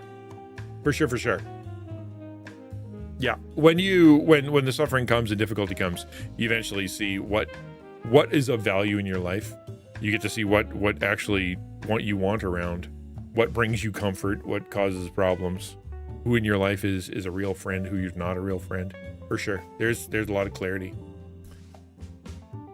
Gabriela says, over the past few days, I've been thinking about something that's less tangential to suffering. Sanctification is a lifelong process of learning to die to yourself, even though it's not literal death. It still hurts a lot. It's true. It hurts because you're kind of chipping off big chunks of yourself. But at the other side of it, it's kind of like setting a bone, right? Like if you got a bone that's facing the wrong way and you're walking with that thing, you're like, someone comes up and is like, let me set that for you. Yo, blocker, thank you. Did you pick two things that don't have an alert? Sorry about that. I don't know what happened there. Oh, thank you, sir. But yeah, and it is a lifelong process, but it's like having a broken, like I said, they come along and let me reset that leg for you, and that hurts like a son of a gun. But now that you've got your leg pointed in the right direction, it heals correctly and you can walk better. The setting of the bone or the resetting of the bone is no fun, but it in the long run is better, right? Yeah, I know what you mean though. It can be really, really hard to keep turning things over. Hey, Blocker Man, good to see you. Give me a minute. I'm coming back around. I'm a little late in chat. Jesus Saver, how come most churches seem rich with their decently big land and expensive buildings, and how come they ask for a donation when they're already rich? I understand God loves cheerful giver, but I'm curious if this church seems to have unlimited resources, at least big churches. They don't have unlimited resources. Often the reason that they need money is to pay for their building. Some churches have big buildings and they don't need them. Because they're just doing it to either show off or because that's what they think church should be, et cetera, et cetera. Sometimes they do need them in that because of the way that they minister to their location is through having more stuff. Like they need room for like the gym, the community center, to have counseling area, to have the educational space, to have because 30,000 people come to the door and they need somewhere to sit them down. Others would, some people would say, well, just go start another church. And well, the thing is that a lot of people come to that place and they don't want to go to another church. So they build. And I think that's perfectly valid. I'm not anti-big church, never have been. But so sometimes they need money and they all run on money. That's how that works. I've known some good big churches love Jesus, do well with their money, but have a lot going on. And I've known some small churches that only think about money. They will not talk, they will not minister to people. God could show up himself and go, I want you to do this thing. And they would go, it's not in the budget, right? It's just, they only think about money. So very little to do with the size of the church, everything to do with the heart of the church. I can't tell you how many times as a pastor, I've had the conversation, I think God is moving this direction. God has brought this. Here's an opportunity we have, only to have the leadership go, well, we can't afford that. Not because they didn't have the money, but because they were like, in the future, we might need a new furnace. In the future, we're going to need a new roof. In the future, we're going to need to, carpet clean, and we need to have the money for the et cetera, et cetera. And so they're like, we're not going to have any ministries. We're cutting away all the ministries, even though we're shrinking, dying, nobody knew it was coming, because we care so much about the building that we're willing to sacrifice the ministry on its behalf. I've known more of those than I have big churches that are selfish. Shadow says, have you ever watched any of Wes Huff's videos? He's an incredible Bible scholar and recently gained more fame after being on Joe Rogan's show. Yeah, I saw some of his shorts, watched some of that interview, and listened to his stuff afterwards where he did a correction of himself. That was pretty funny. He talks about this story in one of his videos. There actually wasn't a gate that historically existed, that this has become a folklore. Yeah, I didn't think it was real. It sounds like folklore. It's kind of goofy, but it makes a point. But the last thing you want is for people to be saying things are true that aren't, especially when it comes to scripture. Shadow says, churches only have money based on the giving of members and the church giving to it. Now the church should be responsible and wisely steward the funds that they receive from other members. But a large building isn't necessarily bad, especially if the church is using it in various ministries. But building a large ornate church is because they have the money, and for it to be impressive is not good. And that was actually one of the things that was happening during the Protestant Reformation, was that the Christian, like the people who were Christian, people who didn't know the Bible, people who were being saved, whole areas of people who only knew God because of what the priest said, not because they'd read about it, were being manipulated by the church to send money so they could pay for like St. Peter's Basilica, I think, right? Like a great big ornate giant church because they wanted a fancy church. And so it was like, the way that we're going to do that is we're going to lie to people. We're going to tell them that the only way that their grandma who died can go to heaven is if they give us money, and they can't read the Bible, so they don't know. And that was like the straw that broke the camel's back. It was, they were telling lies on behalf of God to steal people's money. And there are still people who do that. right? The health and wealth gospel just wants to steal your money. Half of the people out there who are on TV promising that they can do things for you if you send them in money, they're all evil, right? People still do that. But just because they're in a big church and just because they ask for money doesn't mean they're bad. Church needs money, right? If you look at the say Acts, right? Like Ananias, the story of Ananias and Sapphira is there because people were bringing money. They were selling fields, bringing money to the church. Why? Because people needed to be taken care of. So they asked the apostles and the group and the deacons and whatnot to take care of the money so they could be properly proportioned, because they were off doing their own thing. They had a job. They're like, here's some money to take care of some people. Like that was appropriate. They would set aside money for people who were having a famine in Jerusalem. They would take time to make sure that they set aside some cash. Things cost money, and that's not a bad thing. Or it's not a bad thing to get the money to pay for it, is what I mean. Yeah, and it comes with its own set of challenges, like Blocker said, right? Exactly. It's not big, better, or worse. It's just different. There's some pretty evil small churches, and there's some pretty great big churches. Shadow says, for instance, and that's not to pat ourselves on the back, but my church is fairly large, 3,000 to 4,000 members, and as such, we have fairly large campus, but we give away 50% of our collected funds to both national and global missions. But we have a Christian school, so we save that space to have all those rooms for various classes. Exactly, right? Big isn't bad. 1,000%. Jesus Saver says, I feel like big churches are built to be on the safer side in case there's a big turnout. I feel like church won't know how many people will come, especially 10 years later, and better to be safe to build a bigger building and not enough to accommodate. No, that's not really how it works. Most of the time, churches are chasing their tail. God, they don't go, I'm going to go build a building we can't afford and with seats that aren't full. They go, uh-oh, our seats are full.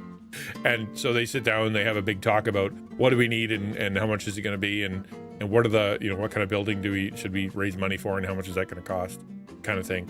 And then they try to build for what they need. Sure. Is there any future prospects based on what's going on and what they plan? Sure. But it's not just if you build it, they will come. I don't know any church that really does that. It's more along the lines of they are trying to accommodate for what the level of blessing God is choosing to bring. Some of them that you'll visit, though, they build big because they had a boom. And then because of the boom, because of the building, literally because of the building, they lose ministry momentum, right? They went from, we're all about the people. How do we serve the people? How do we love the people? What do we do with the people? And how do we love God? And how do we worship him and figure all that out? To how do we pay for the building? What does the building need to look like? What is the pastor going to be inside this building? Can everybody please help pay for the building? Let's argue about the building. And then the people who they were serving before start to, divide, and they start to get tired. The pastor himself, more often than not, as soon as the building is built, he's gone. It happens all the time. You lose a pastor at the end of the building. It can be really distracting. And then you come back and all of a sudden you see it shrinking for whatever reason.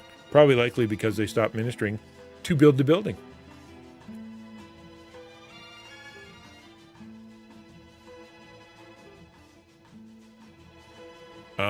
Banana, isn't the Catholic Church selling indulgences today?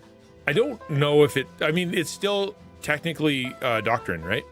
I'd imagine they still are, but in a different way. I don't know if there's Tetzel running around, offering people, but there is that's still technically a theology of the church, right? Just like purgatory, it's not in the Bible. They made it up. It is one of the things that they believe that's totally dead wrong. Do you think you'll ever be willing to preach outside the West, for example, Asia, if the opportunity? Absolutely. I one of the things I haven't been able to do in my career is travel, because of 1,000 reasons. But I would love to at some point go and talk anywhere. I'll talk anywhere about God, Jesus, or the ministry that I'm doing. Put me on an airplane, I'll be there. No problem. Have sermon will travel.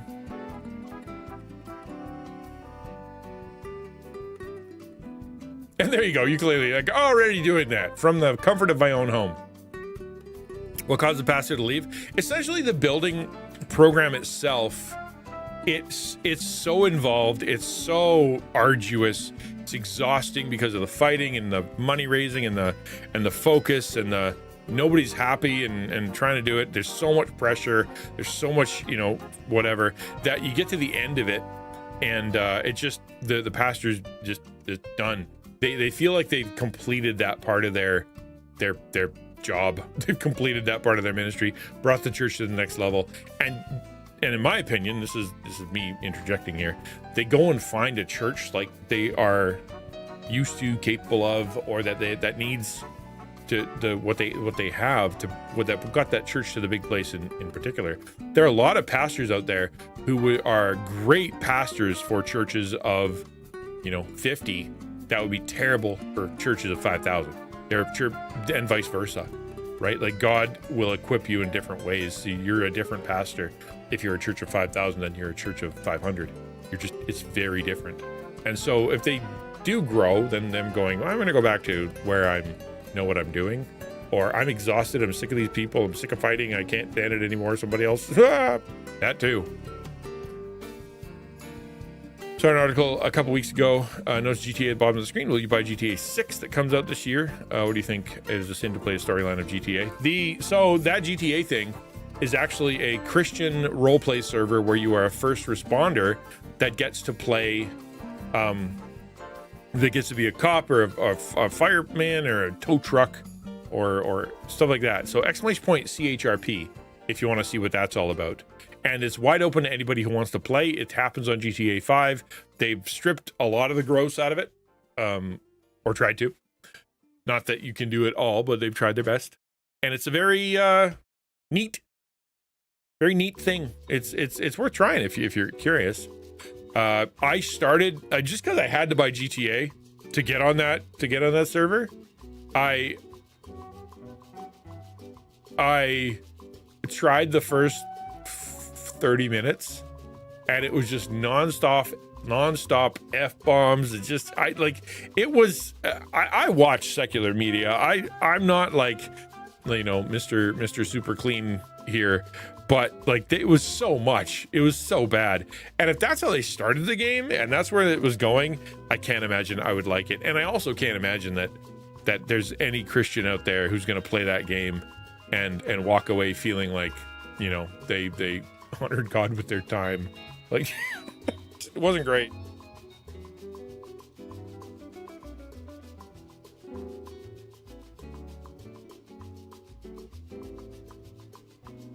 GTA 6, on the other hand, you don't know what's in it, right? I don't know what's in it. GTA 6 is going to be the same thing, though. It's still going to be it's going to be profane. It's going to have a lot of sexuality. It's going to have similar, like cussing and horrible stuff like that. It would be nice if they had like a button that turned all that off, I don't know, clean mode or something. Usually they don't. Some games do. They take out the language, or they bleep the language, or they take out some of the raunchy stuff, or you can skip the sex scene or whatever. There are games that do that, but I don't think, because their bread and butter is that, so I don't think they're going to do it. For people who never played GTA, do you think it's a good idea for them to buy and join that server? Because I feel like someone will be curious to try the storyline. So much sin. Well, yeah, it's a good point. Is it worth it? I would say this: it's a $30 game, not a $90 game. That when GTA comes out, it's going to be $120, at least here. And so it's a $30 game. You have to download like a whole shooting match full of stuff. It's a whole mod pack deal. You don't even click the GTA button to start the game. You just click the 5M button. It's a whole different link. Like it's a different animal. And they'll be tempted to try it. I would think that if you struggle with that kind of stuff and that's going to be a problem for you, then don't. But I think if you are a Christian and you want to join a Christian roleplay server and you want to have fun with it with a bunch of people who are just kind of having fun, you turn that thing on and it's all of a sudden frick frackety frick frickin' frack, and you'd be like, no. And you'll go do what I did and go right back to the server and be like, you know what? I'm just never going to load that ever again. Like, it was not fun. That's why I haven't played GTA Story, just over the top. The online part, driving around, all that stuff, very fun. I might do that sometime, just kind of jump on, because you can get to an airplane, you can, crash stuff, you can do crazy things with your motorbike. That's a lot of fun stuff. But dude, not the story itself is gross for Christians. Can you roleplay a dispatcher? Actually did that IRL. You probably, the dispatcher is built into the system, so it'll just kind of go, and it will say, we have a crime over here. This is it. Do you accept the challenge? We need this many cops, or need, fire and tow truck to go this way. So the dispatch is already kind of automated, but what there is not a ranking system, but there's a lot of roles, right? So you can be highway patrol, or you can be sheriff, or you can be police, you can be inner city, you can be multiple kinds of fire departments, you can be tow truck. There's also an airplane one, or helicopter one, where you, like, for example, we had a prison break, I think it was last Thursday or Thursday before, and it would have been great to have someone in a helicopter come in and just like tell people where they were. So it's very collaborative when there are people online. It was very fun when people were chirping and you could hear it, and it felt very real. I'm very bad at role play. I didn't know all the dialogue and stuff, so it'd be like, Charlie 940 at the whatever, and I'd be like, "Hi, I'm Officer Goofy. Can I help?" And it would, and they were fine. They were nice.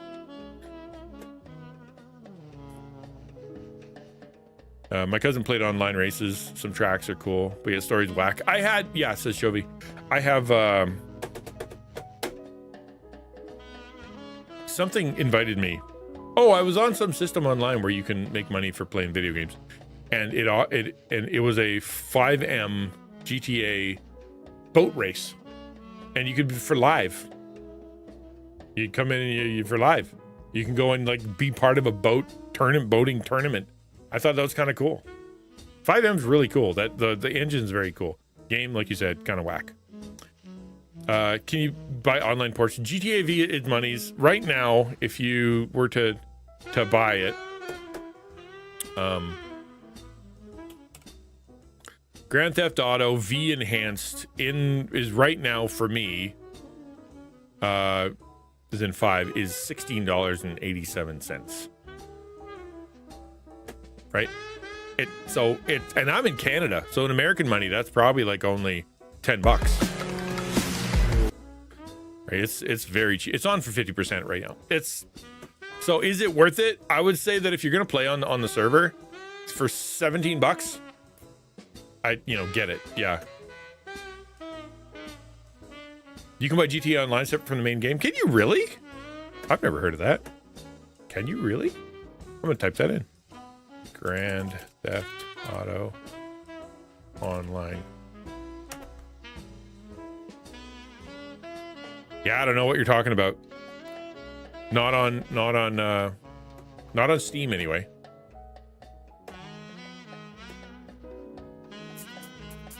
But it's like when you get the online stuff, it's like it doesn't have the story part of the game, obviously, but everything else is in there.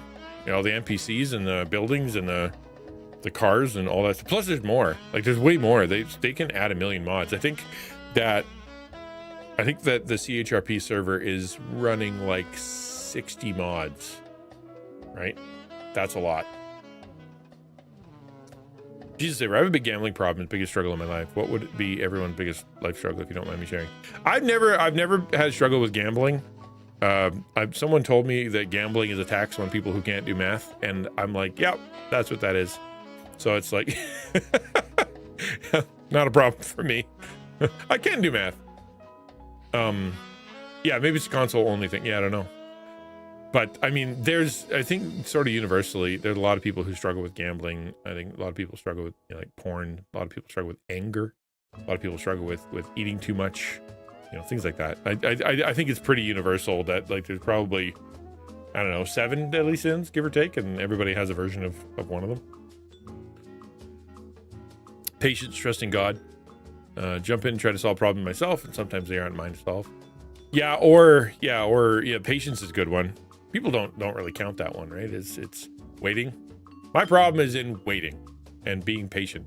Some people are like, because that they see that as a vice, not acting quick enough is something bad. I don't act quick enough. I wait too long because they call it fear, as opposed to just kind of waiting for see what God would do. And often that's the answer. I mean, how many times in the Bible does the word wait come up? A lot. It comes up a lot.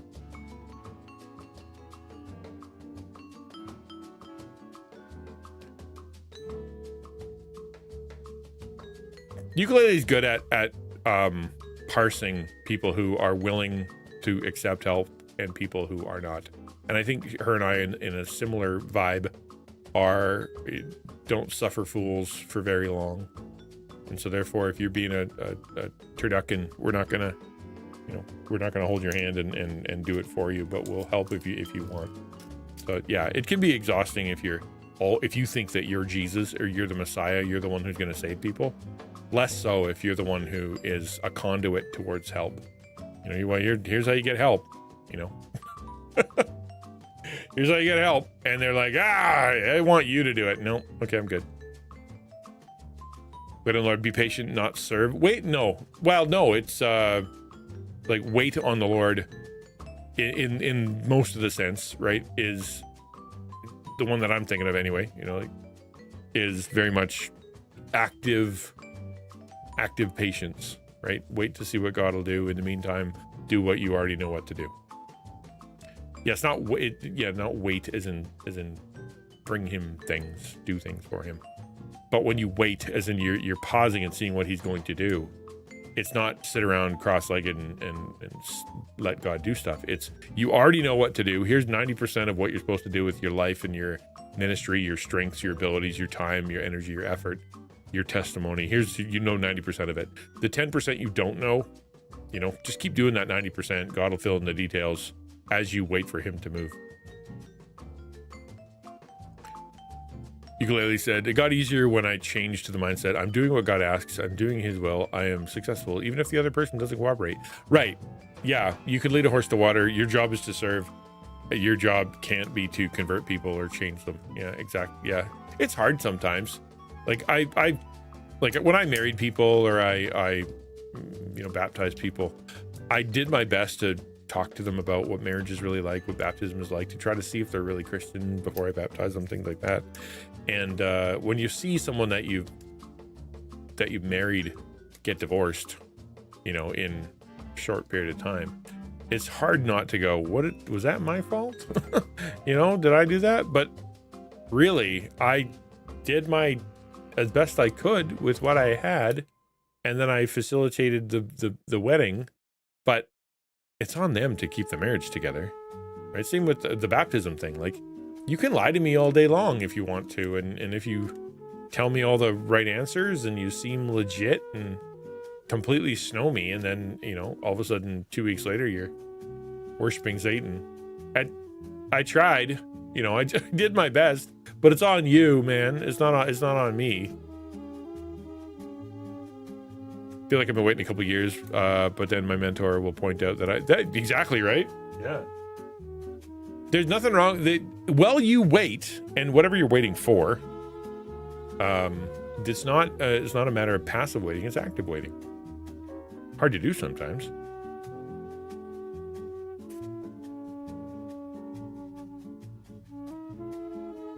Since he wants to trust him with our burdens. Wait on the Lord. That's true. Wait on the Lord. That's funny.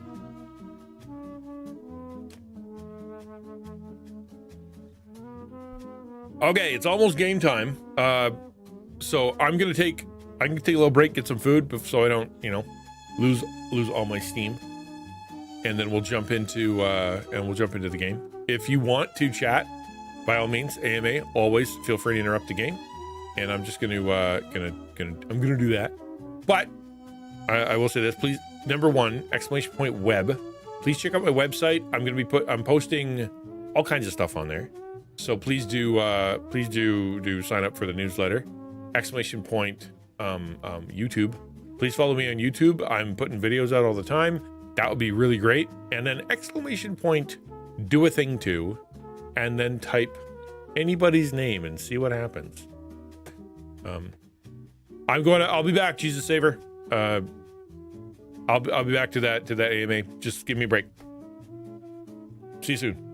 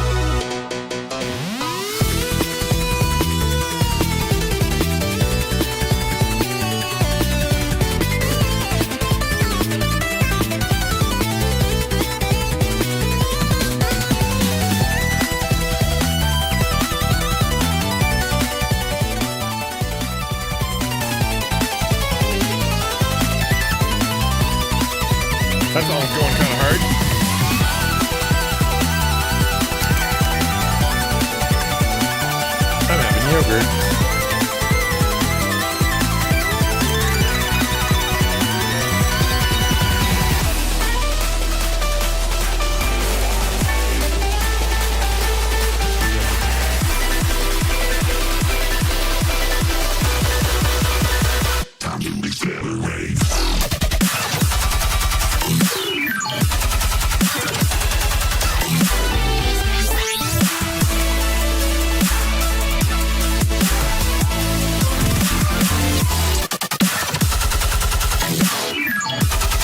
It's like a robot fighting with a jackhammer.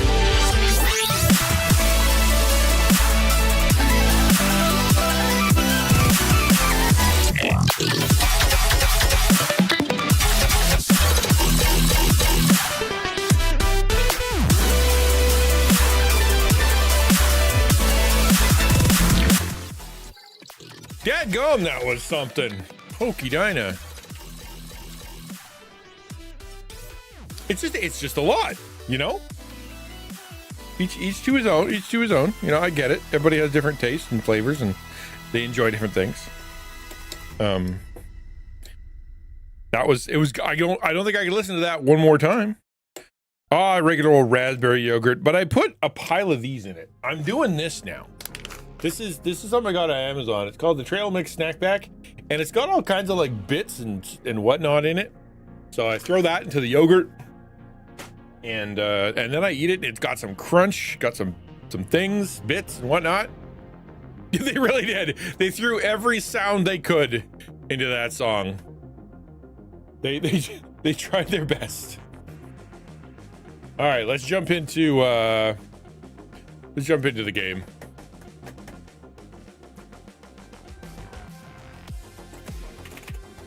I guess I should put Bible on there. But the reason I don't is you know what? To be honest, is because I don't want to be known as a Bible channel. Because I'm not technically, right? I'm actually more of a what's the term? Variety. Like we do all kinds of things here. What's métis? It is when a French Canadian and a First Nation Aboriginal person have a baby, they make a métis. That's what that is. Blueberries, oatmeal, and cinnamon. You probably do plain yogurt then, right?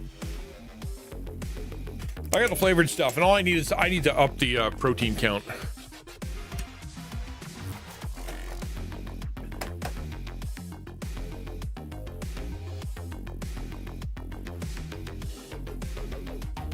I'm gonna take a couple bites before I start. Best. Okay, well, we are. We're very variety here. Like I do a little everything, which makes it harder, and I'm sure it's confusing. It's actually hard on my heart to do sometimes because there's so much to kind of plan and do, and then when people don't like it, they they just leave, and I'm like, oh, that hurt.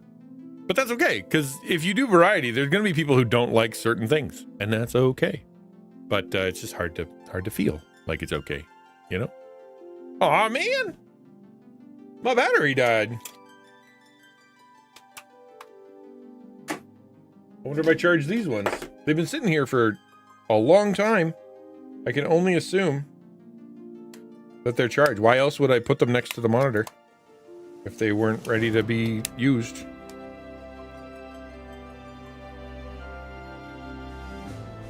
Mission accomplished. Okay. I think are we doing a story now? I hope we are. Well, we were supposed to, oh, we are right. We're walking into town. We're either doing main quest. I think I may have to jump into the game in between. Maybe we'll do it on Sunday. And gotta do some building, man. Métis background, although I know very little about the culture outside their education system. I don't know a ton about it either. It's a very interesting history.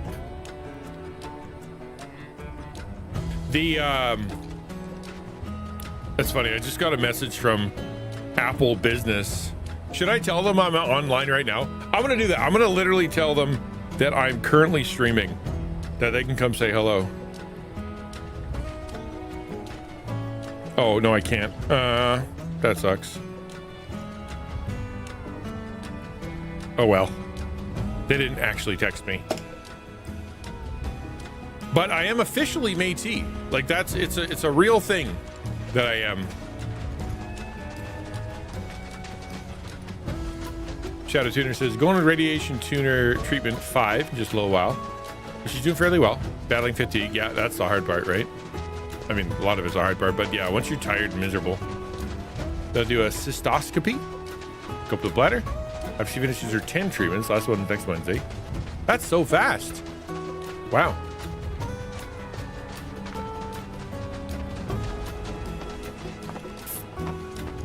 And then see where we go from there.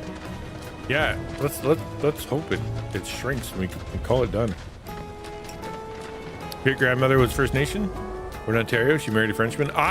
If you go to the Canada Museum of History, and the very, very first few pictures of just all like the native people in black and white are pictures of what looks just like my family album back in the day.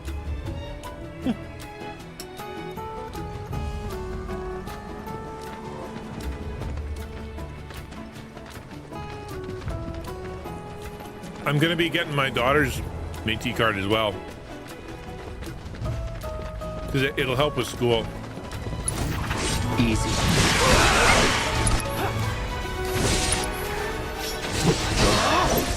You're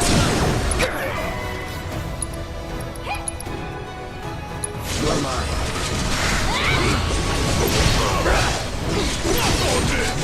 Let's go.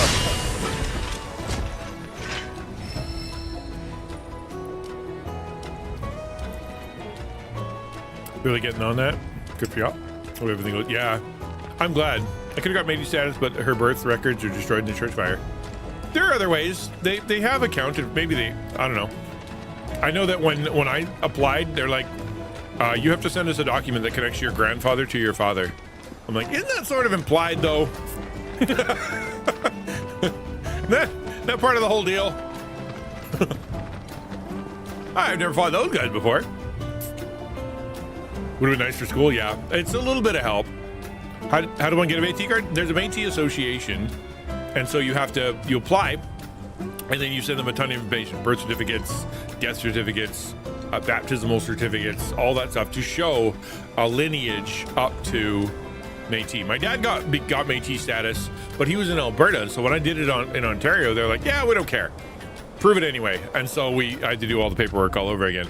Supposedly for my daughter, it'll be way, way, way easier.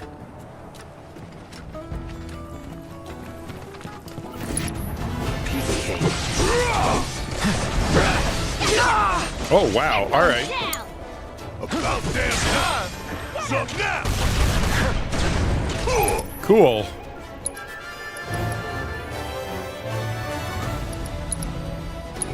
Gonna make your arm count. Taking over. Can you... Okay, I need you to do something here, Cloud. Can you assess, please? Oh, he doesn't have assess. Neat. Deal with that. Oh, he has nothing, actually.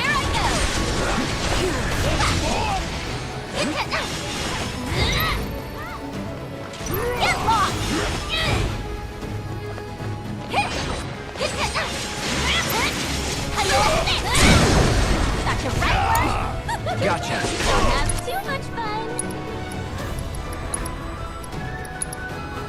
You had your chance. I'm a mutt. I'm a mutt too. My mother's Norwegian. I'm your one-stop club right shop. None of these guys are really any good.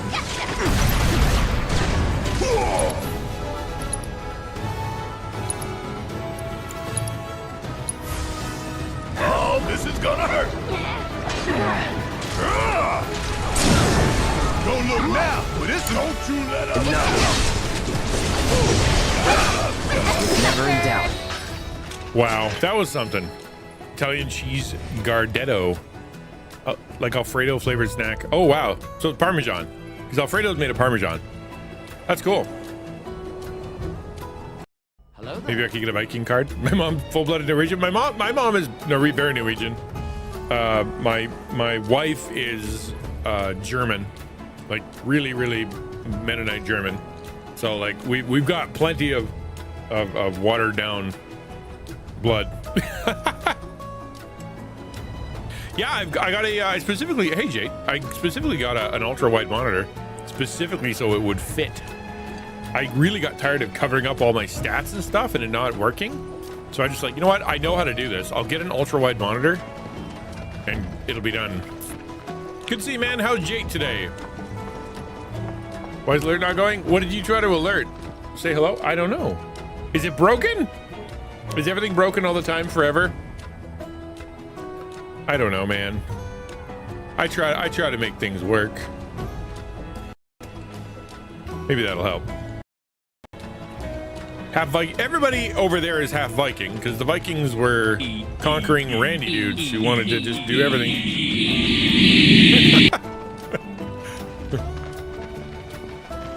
But you know what? So be it. I mean, there's a reason why when you go to the Viking place, you know, like whether it be Sweden or Norway or whatever, you're like, why are all the women and men so tall and attractive? It's because when they captured the men and the women and whatnot to bring them back, they didn't bring the ugly ones.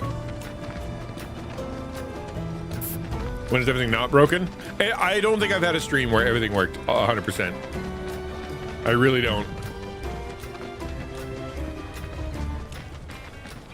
Look!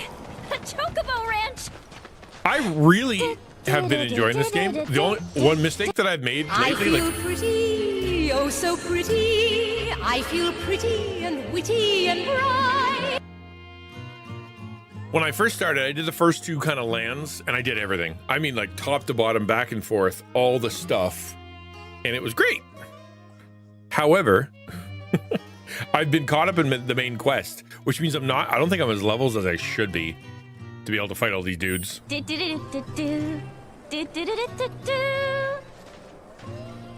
coming April 1st. We'll be 2 years. We'll be married later in life.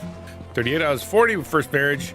She had cancer before we got married. We didn't know what it was yet. She did diagnose till November. So it's been basically your whole marriage. I did not realize that it was basically your entire. Johnny, that you? That you guys have been fighting Who's this. Johnny? One of your chocobos? Did they run away from home? My apologies. I don't believe we've met. I'm Kamaria, the owner. A lot of cuties in chat today. Shawnee's What? your bird? Goodness, no. Shawnee's my What? daughter. She's a chocobo jockey, or was till she fell off her mount during a race. Since then, she's completely lost her nerve. Sorry. Trying to eat Refuses some to yogurt get while I back do in the this. saddle. Aw. I see. Poor duck. Oh, tell me, you kids any good at riding? Yeah, we dabble. I totally won. Wonderful. First try. In that case, how would you like to use my training course? I had everything built brand new just for Shawnee, but now it's going to waste. Someone ought to put it to good use, You don't gotta you charge think? me. And who better than you young go-getters? I don't know. Ever run a ring course? It's simple. You strap yourselves in and fly through a series of hoops. I reckon you won't find a course like mine anywhere else. Whoa! That sounds amazing! You want to try it, right? Imagine how jealous everyone will be. Sure. But first, you'll need to catch yourselves a chocobo. One that isn't afraid of heights. A fine bird like Apony ought to do you, though. Go ahead and ride her over to the training course. Twisting paths and bewildering brushlands, she'll guide you through it all with ease. I mean, okay. Why is your name not bright red, rubber ducky yellow? Good question. I don't have any answers for you. I understand how Shawnee must be feeling. Thrown from the saddle by Apony, her best friend since childhood, must have hit her hard. Yeah, musta. Like on the butt.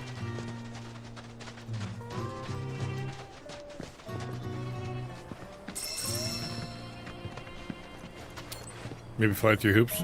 Yeah, literally, I think we're gonna do Harry Potter. Where was I supposed to go to do that, by the way? I'm sure it's a thing. Whoop. Nope. That one.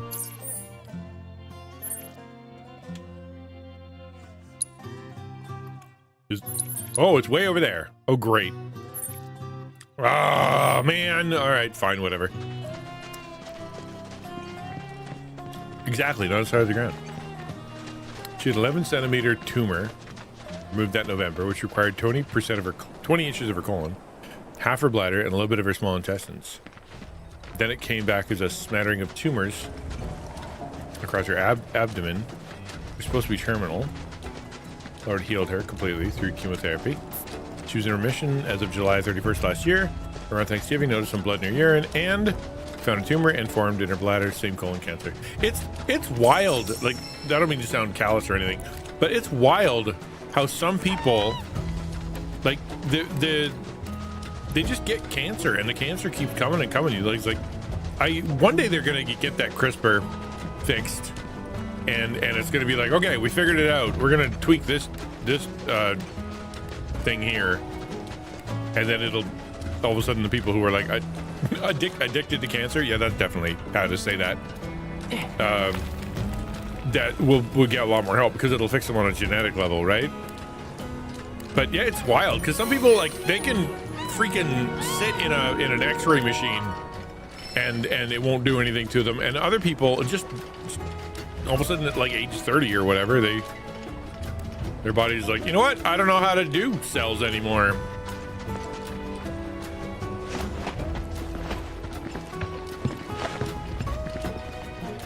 Oh man, no prizes? I want prizes.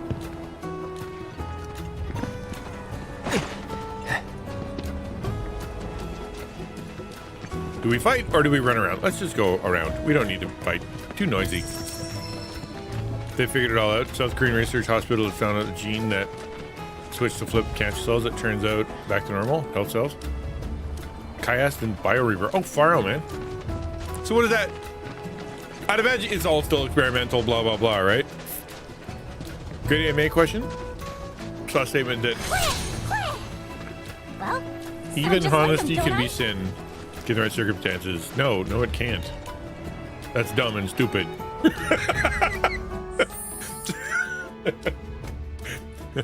Give me a sec there. The only honesty can be sin. No, it can't. Honesty is truth. Truth is always good. In no circumstances is telling the truth bad. What they're usually talking about in that situation is that no, I know. The idea is, what if you're at the door and you're in Nazi Germany and you have Jews that are in the walls and they come over and they say, do you have any Jews? Should you tell the truth or should you lie? I get it. But the thing is, that is taking that situation and leaving it isolated like that. You take away all the decisions that were made to get you in that situation in the first place, right? Like, all the ways that the Jews got in your walls, could they have been better? Were you praying through it? Did you ask for wisdom? Have you used the community? Was there a way that it could have been done better, differently? Like, to not put you in the position where you had to do that.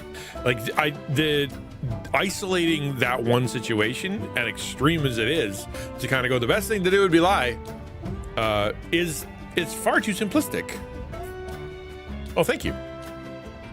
Far too simplistic. And no, I don't think that there's any point at which you look at, you say, false testimony, breaking a commandment, is God's best will. No. That's never gonna be it. Successfully done colon cancer cells. So, okay, they took cancer cells from 400 patients. Reverted. Oh, that's sick, man. Oh, I mean, I'm glad. But yeah, we're working on how to figure that out. Yeah, it usually takes a little while, but at least it's good news. Good job on them. That's exciting. How you using the truth? Starting your plate. I mean, you can, but then the truth is if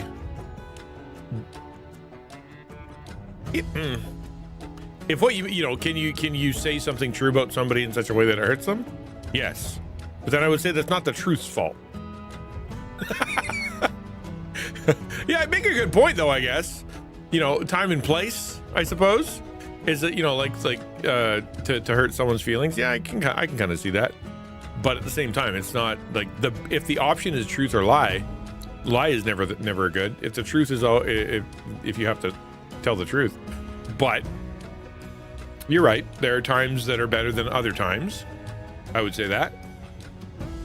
You said X-ray machine, and it made me flash back to a kidney stone that I had a few years ago. Didn't know what it was at first. I was screaming in pain, and they gave me a pain shot for it. They took me back to the CT, and I remember laying on the CT bed and feeling the moment that pain shot kicked me in because my whole body relaxed, and it was a good moment.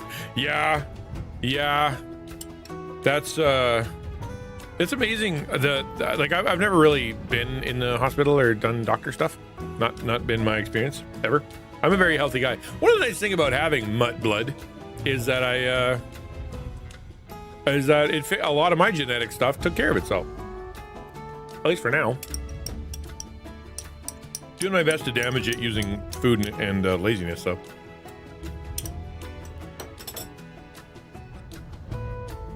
One family is a culture saying things very bluntly. People heard they say, well, it's the truth. Should I not tell the truth? Yeah, exactly, but there's a time and place. I guess my question was, is there a place that lie? I took it as, is there a place where lies are better? But I guess the point is, can you hurt people with the truth? Yeah, you can. You're right. But is it a sin to tell the truth? The thing is, the sin isn't in the telling of the truth. The sin is in the motive. Right? It's in the motive. It's more along the lines of, why did you say it? What were you trying to accomplish? In what way were you trying to help, or were you trying to merely elevate yourself on the back of someone else? Like it's not the truth's fault. It's you. It's the motive. It's your reasoning. It's your timing. It's your lack of grace.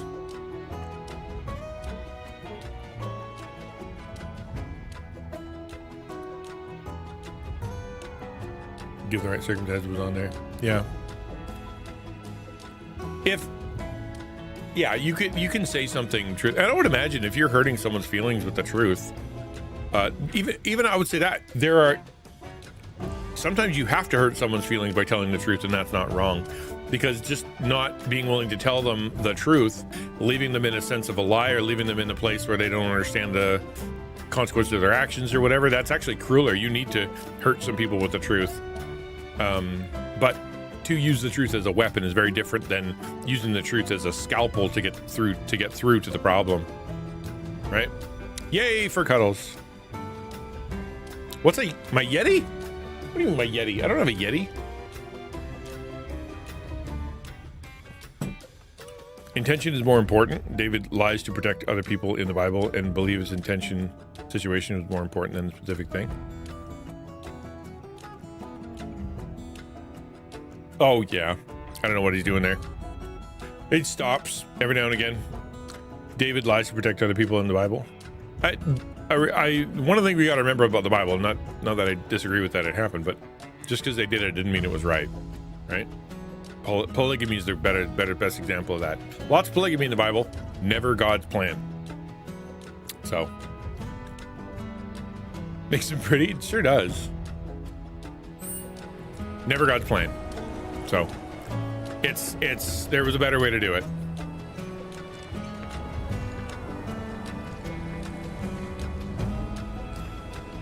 Plus, telling the truth, in my opinion, in that situation, you tell the truth because there's going to be a way that God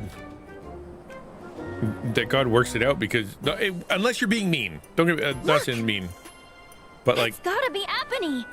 Because his name's on the top of him.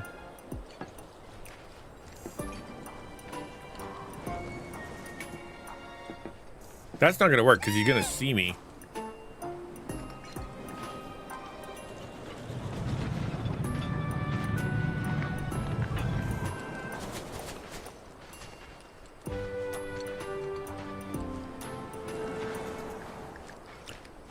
Lot's daughter's got him drunk, and just because it's in the Bible doesn't make it right. Yeah, that's what I'm saying. I forgot to mention there's a pink flavor of Doritos. What does that mean? Okay, he's not going to turn around? All right. Pink? Yeah, what flavor could be pink? I wonder. It won't let me turn, so I can't imagine it's going to get me in trouble.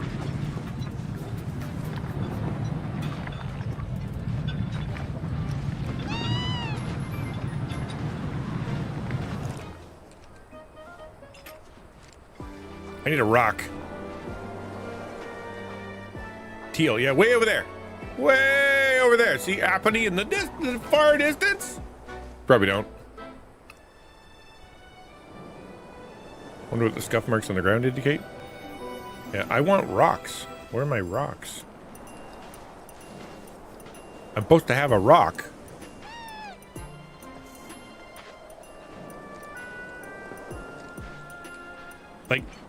Like, give me a rock.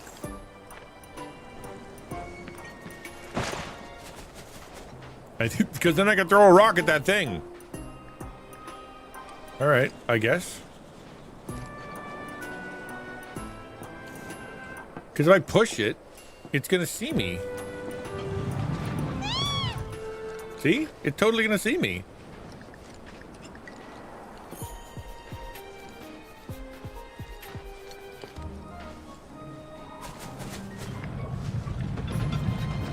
Or maybe not. All right, cool. The cover's pink?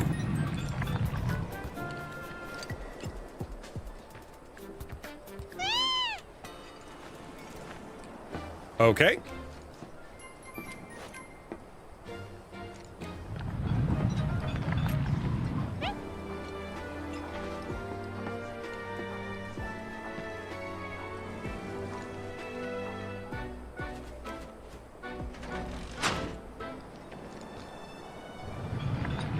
Ah!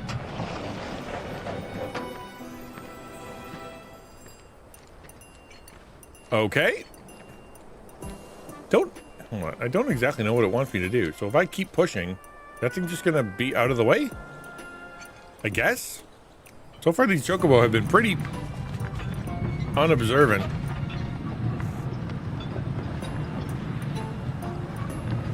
Alright, there it is. Go, go, go! Thanks, Miss Duck. I hope you feel better. Send us a picture of that pink. I want to see it.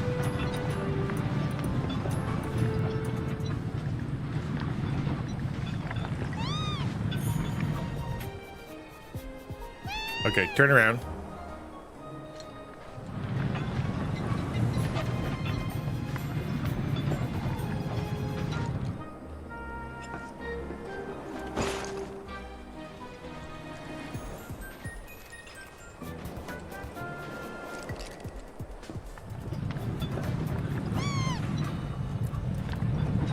That girl made you a burnt meatloaf. You could say this is the worst thing I've ever eaten, or you could say I really don't care for it.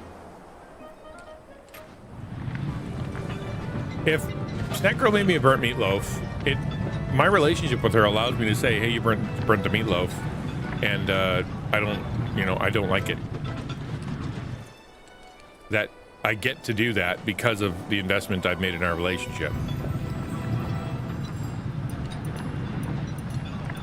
It was first on the PS1, so it does feel very simplistic.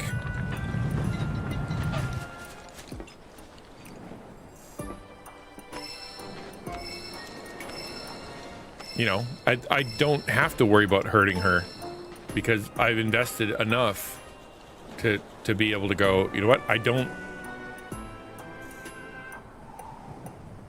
Sorry, I gotta aim. She knows I'm not trying to hurt her.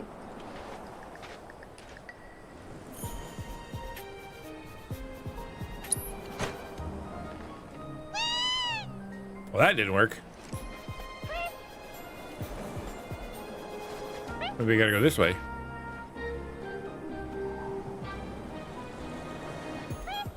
Yeah, that's what I gotta do.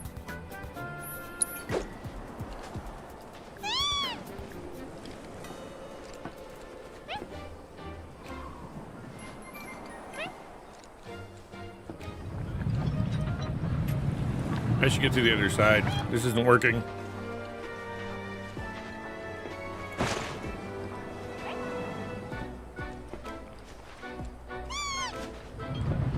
Thank you, DM. Okay, far out. Have a good one. Enjoy school. Take care of yourself.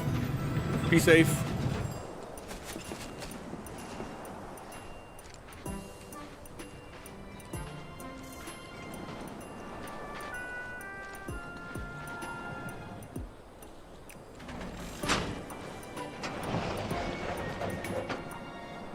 Whoops. That was bad.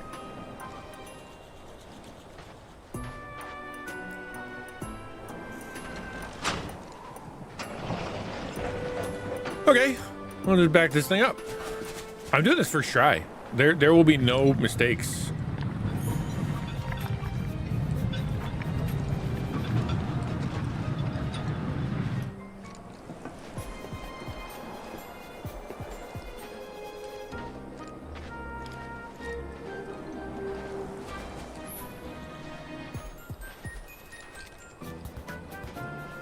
Up and over. How about there? That'll work.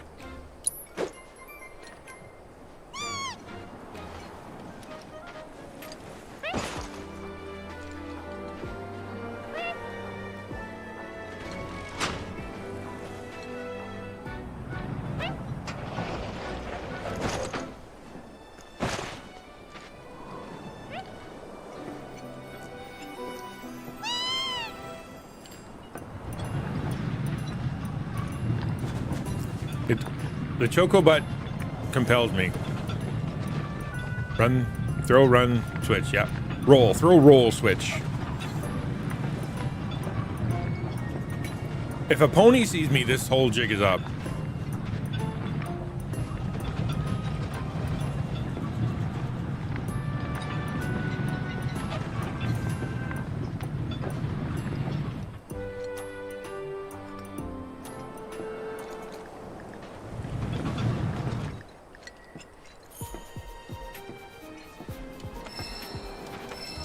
I don't get to use the jig is up very often. That's kind of nice. All right. And go.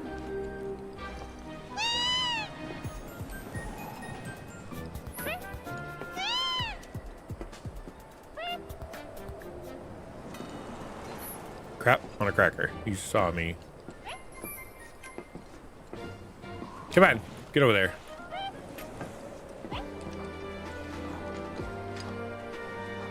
There it is.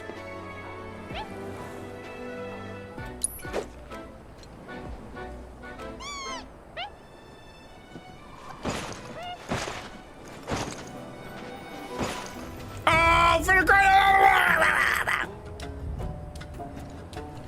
He was looking away.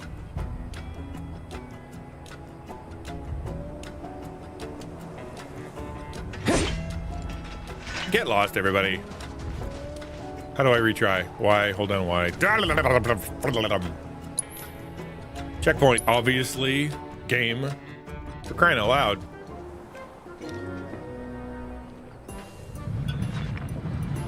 I just need to throw 2 rocks. Not that big a deal.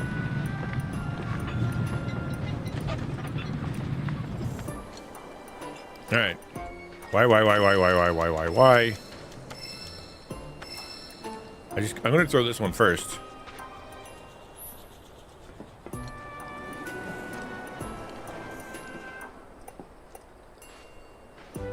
All right, go.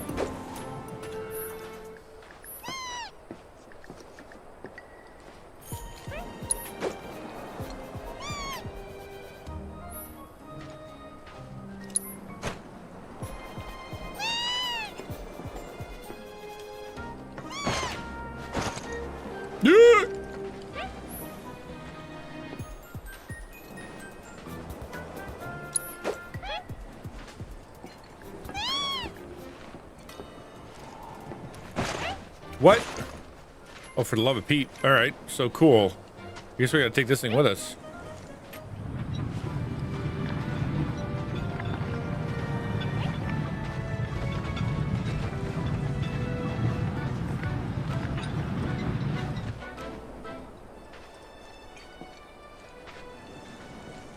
All right. Whoop! Cloud's stupid big purple sword. Am I out of rocks? What? No. Not gonna be out of rocks.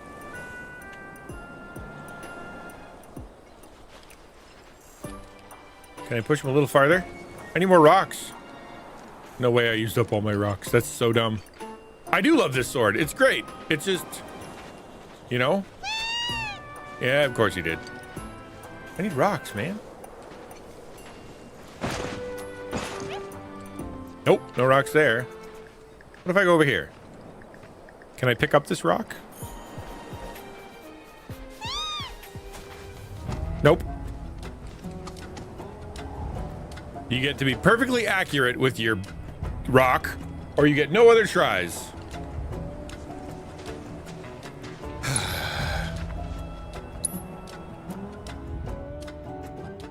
All right. I got this. No problem. Right, but if I go back, apparently the chocobos lose their marbles. Yeah, I threw all 4 last time. That was the problem. And I don't get to keep the ones from before. All right. So, pop.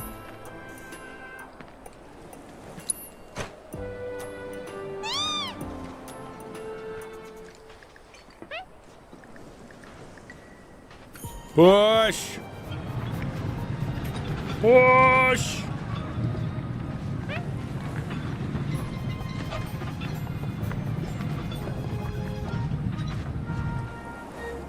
Okay, now we're over here. And then get a rock and throw it behind him.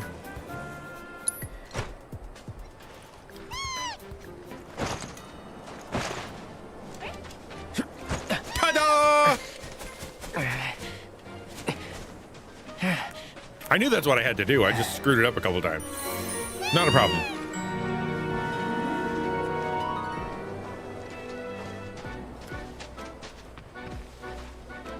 And we are now best friends. Easy, girl. We got you.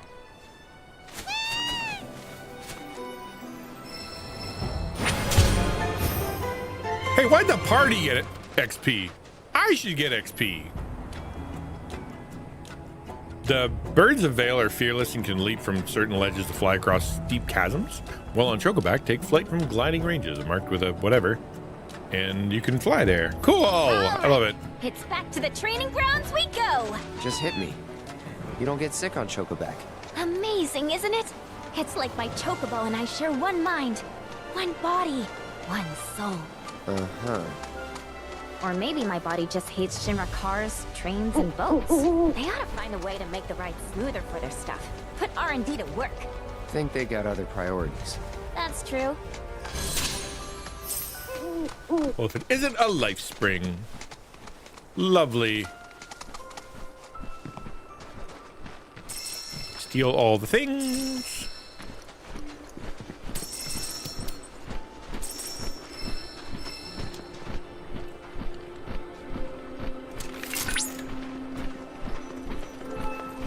Whoops.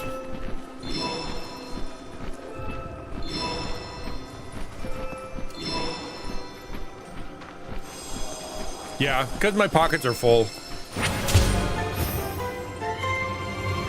Yeah, so which is fine. Like, it just means I can grind out some more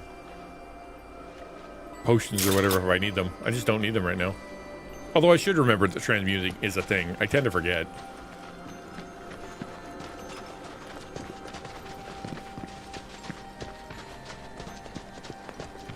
Where I saw a hole over here somewhere. Duck in there, Cloud? No? Alright.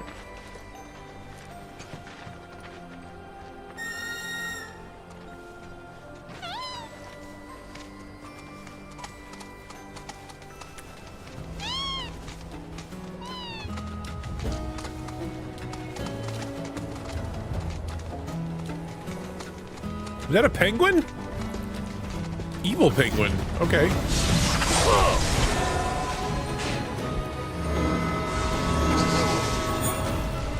Sorry guys, I'm fleeing. I don't want to play.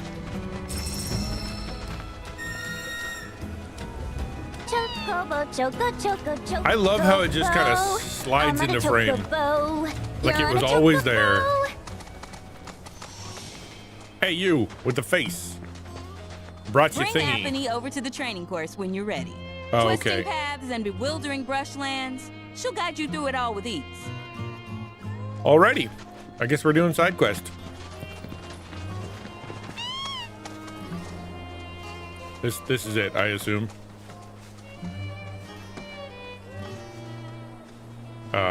Okay, cool. I guess I have to run. I'm assuming I have to run. Let's go!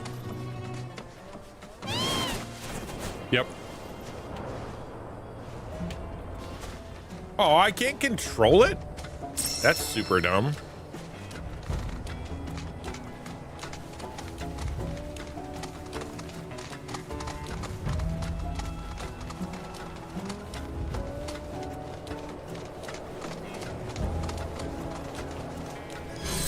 What do you smell, boy? What do you smell?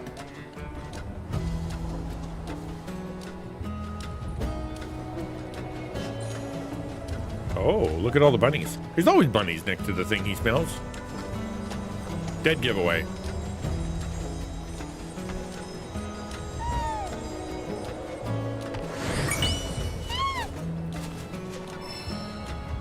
I got Moogle medals. I can spend those. I can spend those for money.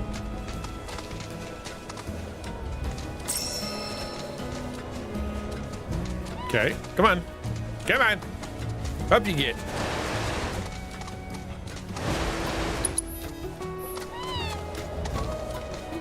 I thought you said that this bird could go up things.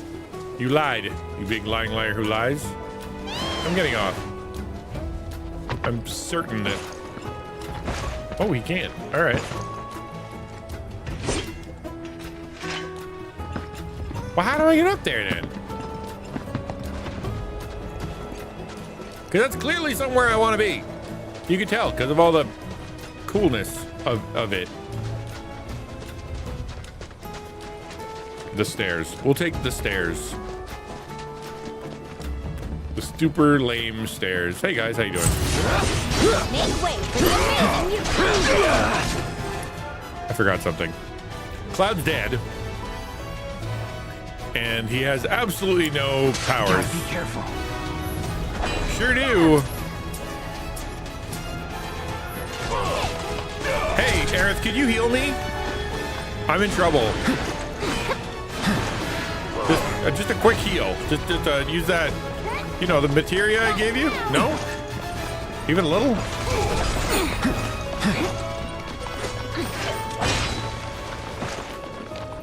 Yes, I have fleed. That is bad. Things are bad. Look, I've stolen everything from this poor man. He has nothing left. So he's gonna get... I know what to give him. He's got to get the lightning and wind materia. Where's that? Boom. And then you give him the blue one. That lets you use magic efficiency? No. Magnify. Nope. Yep. No. Level boost. Yeah, probably that one.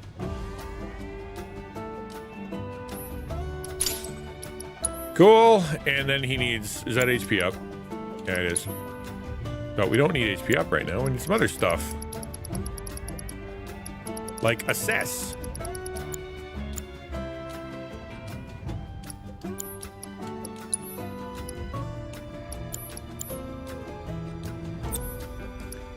Menus, man. Don't you love menus? I'm such a huge fan of just menus. My favorite thing. I think maybe...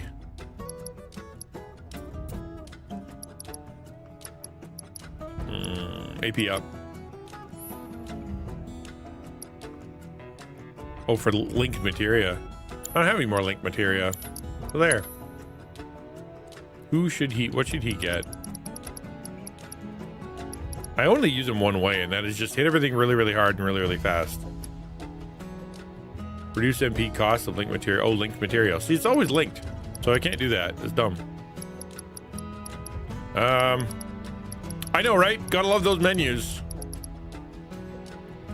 Item master? Sure. And then HP up, probably. Do I have a 2-star HP up? I do. And I give it to Aerith. Because, of course I would. But she can't have it now because she just stands there and ignores me. You can't have that anymore.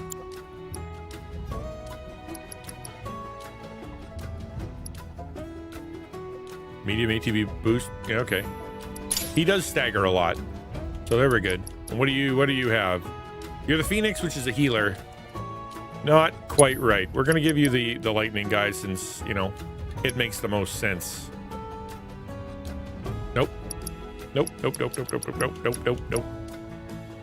Shiva? That's ice. Where's my guy? Oh, there's Rama. He's only 1 star. We can buff him though. Barrett can get the healing stuff. If people would stop watching dumb stuff, streamers would stop doing dumb stuff. I don't want to crap on Christians like Fortnite Ninja streamer. The online community is terrifying for what they do, trends, and end up using human letterboxes for clicks. Break that down for me, bud. Because what I see there is I want to make, you know, you don't want to crap on Christians like Ninja. Okay. But the online community is terrifying. What do they terrify you with? What trends do you have a problem with? And what do you mean by them using human letterboxes for clicks? Can you break that down for me? I want to know what you mean.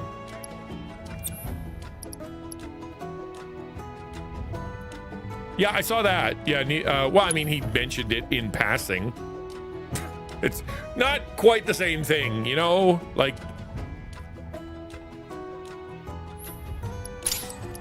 I guess, I mean, fair, whatever. But still, you know what I mean? Like, it's not like he gave his testimony. I don't know, maybe he has at some point. But he didn't he just kind of went, yeah, Jesus Lord, I believe that. Let's continue playing Fortnite. Which, fine. Not a criticism by any stretch. You know? I just want to know what he means. I want him to break it down. Break it down. Conroy, explain it better so that we can understand. I'm going to give revival to he believes in God, and if you hate him for it, then F you.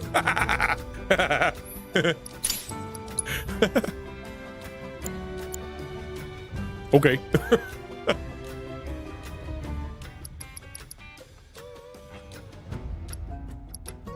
That's funny. Okay, sure, why not?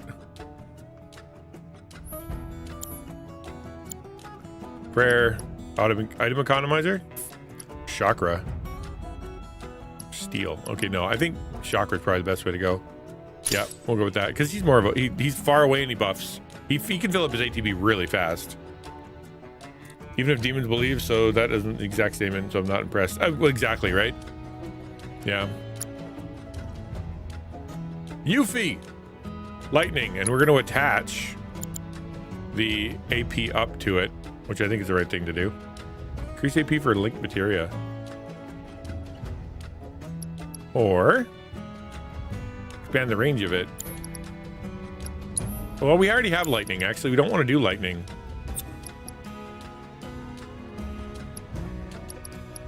We're gonna do something else because we already have lightning. What we don't have is wind, or other, or etc.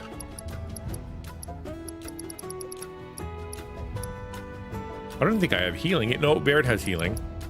Let's do ice. Nope. Actually, because he is better at ice. Wind, sure. Ninjas are like the wind. And then we'll AP up that one.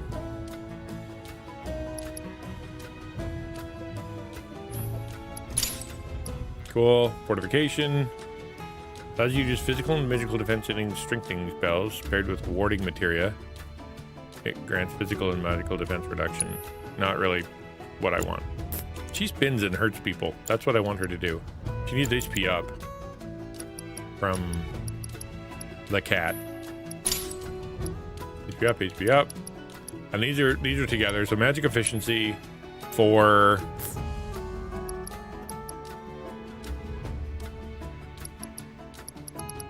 healing, maybe?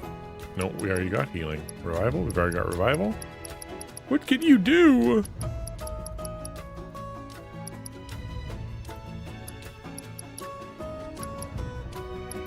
How about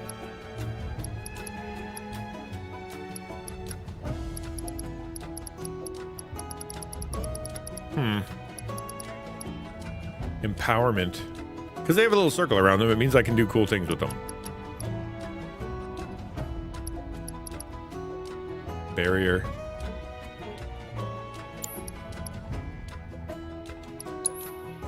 Yeah, we'll do barrier. Why not? Glitterboot is a viral marketing trend that experts will suggest for small businesses. Cute and wholesome presentation when it's actually disturbing. Give us some examples. Use Jesus King clip 2. Also talks about bring people to Christ without being pushy too. And you can't judge a young man, although he's not that young anymore, for his communication. You know, if he believed in Jesus as Lord, why should we doubt him? Oh, okay. Let me switch this out. There. Now we can fight. Lame. That takes forever.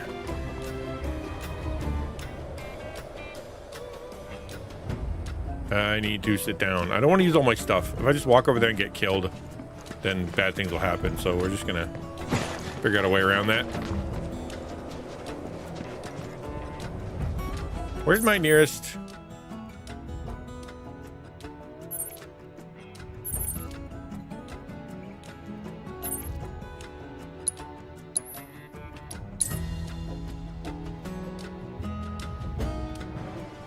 Put it here. If you want to talk about it, talk about it. Bring it up. I'm not afraid to talk about stuff. All right, so we need to sit down. I'm here to sit down, literally. That's all I'm here for. Where's your bench? Give me a bench. There it is.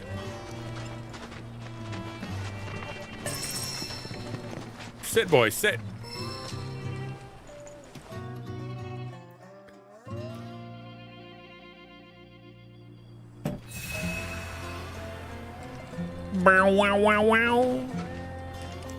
If you're gonna drop that, right? Remember, you are disparaging a Christian streamer that has claimed Jesus is Lord, and talking about how terrifying the Christian streamer is for doing trends that you won't describe, and accusing some humans of being litter boxes.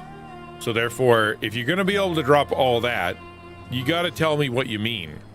Because I'm willing to have the discussion with you, but what that read was I'm just going to be mean about some stuff. And then when I push you on it and say, write it down, tell me what you mean, the answer is no. So I'm giving you a chance, man.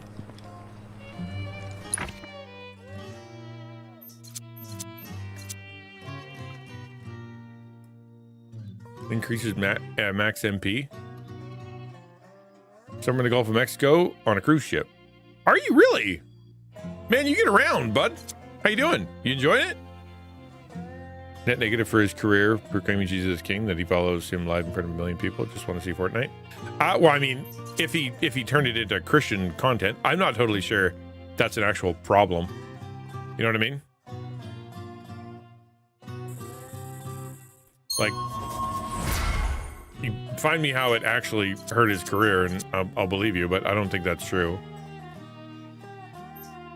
Because a lot of people find it to be benign. You say I'm Christian, they don't care. Most people do not care. What they care about is when you actually alter things in your life because of it.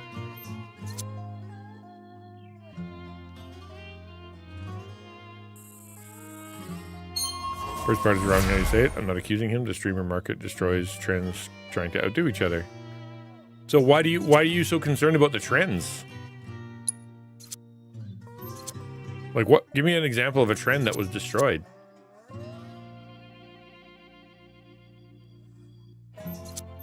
That you wish wasn't.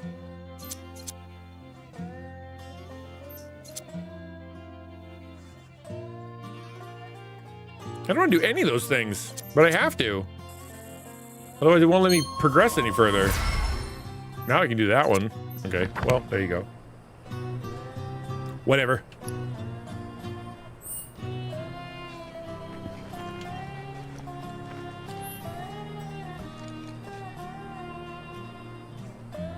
Yeah, it depends on the trend.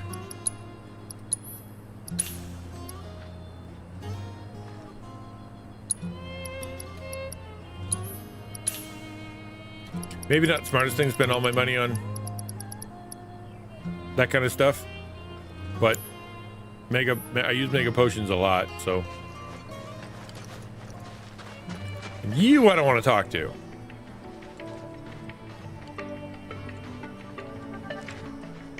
Where's the? We gotta go that way for the new part of the story. Let's just go do the new part of the story. What's your deal? Welcome. Feel free to have a look at Welcome? our wares. Okay. Nope, don't care. Nope, don't care. Quem again. That guy talks funny. But the whole thing with Trent jumps on it until it becomes boring. Yeah, that's what I'm saying. I want to understand what you're talking about, bud. I don't get it though. You gotta explain it to me. Okay, let's go to the next part of the game. What? Why are you brokens? What? I don't get that. Fine, whatever. I'll go down to the other one. Why was that a sparkle? What's the deal there? Bring Apony over to the training course. Twisting paths and bewildering brushlands. She'll guide you through it all with ease. Trying to. Chocobo, choco, chocobo. Yeah, but there's another one, I'm like, on a right here. chocobo. You're on a chocobo.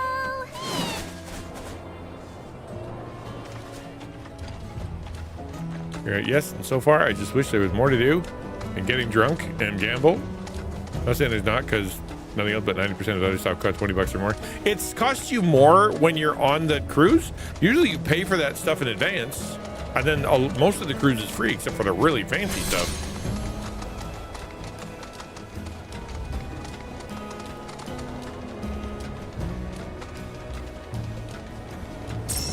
Yeah, bummer. If it's for drinking, then yeah, I can totally see why that'd be dumb.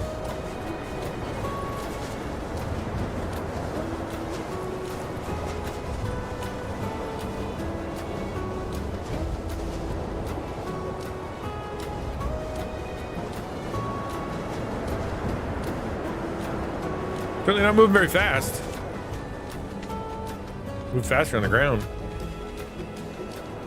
Gambled once, lost it on a cruise, put a nickel in, was up $20, lost it all. Yeah, I went to Vegas for like 5 minutes on the way down to check out a seminary in California, and I put in 50 cents, walked away with I think $1.50, and then left. So I came away pretty good.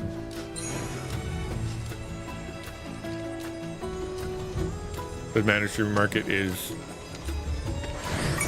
actually creates trends, find gain more fun due to streamers hype. That's what I'm saying. I don't understand the accusation. Like, do you not like trends? Do you not like the trends that they killed? Or do you just not like Christian streamers jumping on trends? Or are there bad trends that Christian streamers are jumping on? I don't get what the situation is. That's why I'm confused.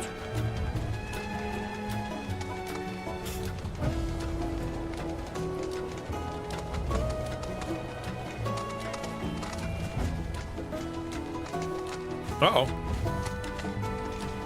I'm supposed to be up there.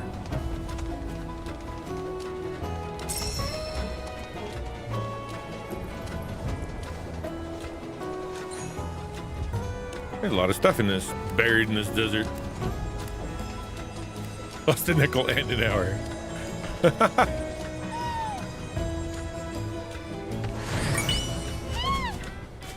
What I got? A sapphire. Well, how about them apples? If you don't play bingo, I have $50 at minimum. Really? I mean, I get that they've got a captive audience and all that stuff, and often that means that that you can charge whatever you want. But kind of the whole point of a cruise is that you pay for the stuff in advance. Are there not shows you can do, or like an arcade you could be? I don't know, man. That sucks. And how did you get on a cruise? How did you go from? I remember you were talking about vacation. I didn't realize there was a cruise.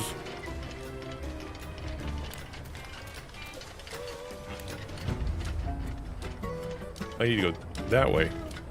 Okay.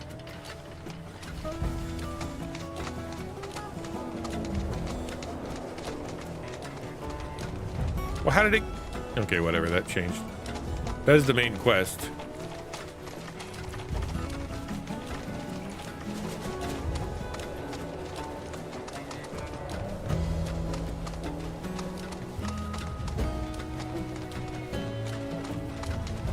$40, K20 games. That's insane, bro. You're getting absolutely shafted. Why is it doing that? Oh.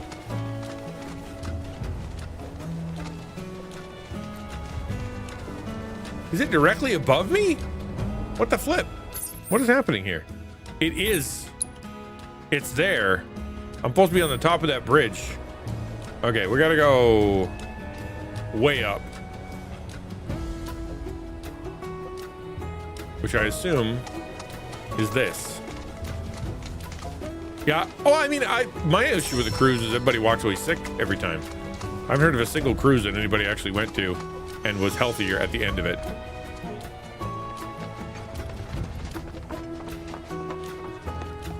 I'm sorry, but the elevator is currently undergoing maintenance. Fine, I'll take the stairs. Good thing I have cardio.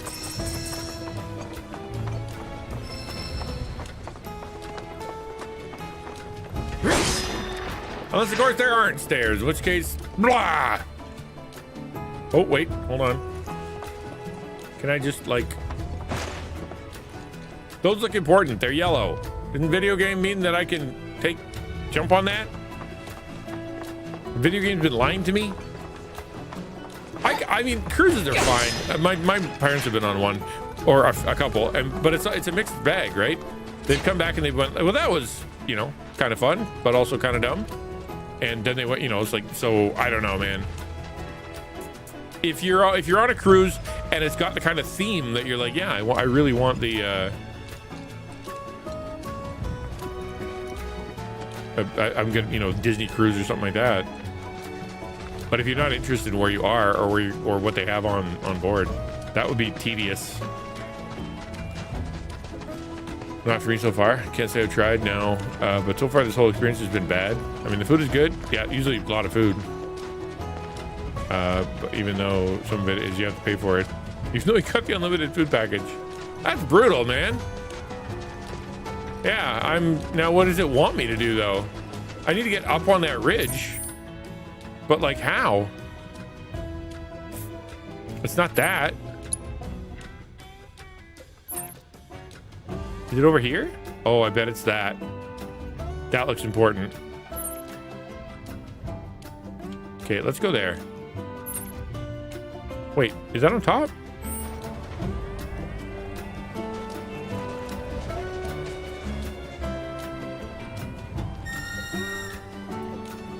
Oh, are you not are you motion sick, dude? Okay, so where are we headed? We want to go. I think like this looks like a ramp. That looked distinctly like a ramp to me. So we're just gonna go straight.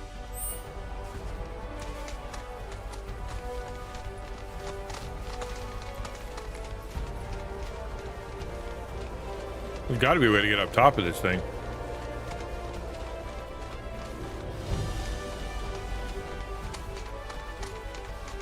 And jumping from rock to rock's not going to get us anywhere. We got to get up way high. Although we jumped into a canyon. Let's go back to where we were. Up here. Because that's in the canyon. I want to go above. Yeah, let's fast travel back there again.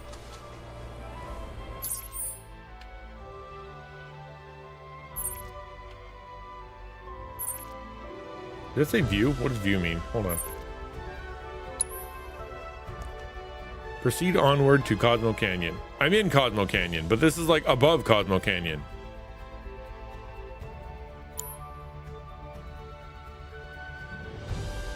Maybe it's in here. Oh, up and around maybe? And then cross the bridge here. That's probably what it is. Okay.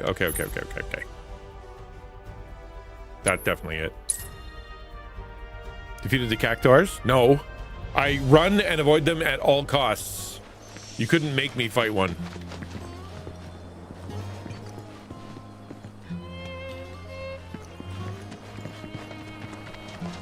All right, we're going up and around. This is definitely the way to go. I've decided.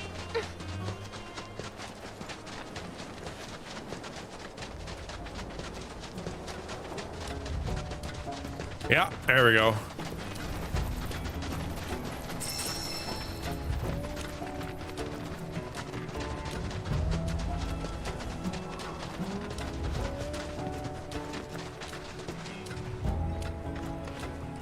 It's bunnies.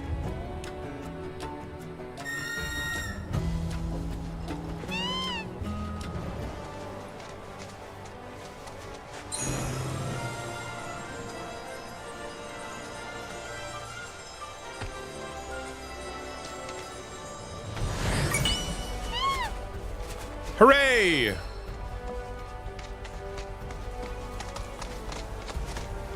Yeah, that was a facetious hooray. I have no reason to hooray that. All right, that looks important. Is that gonna walk around these dudes? I don't want to talk to you.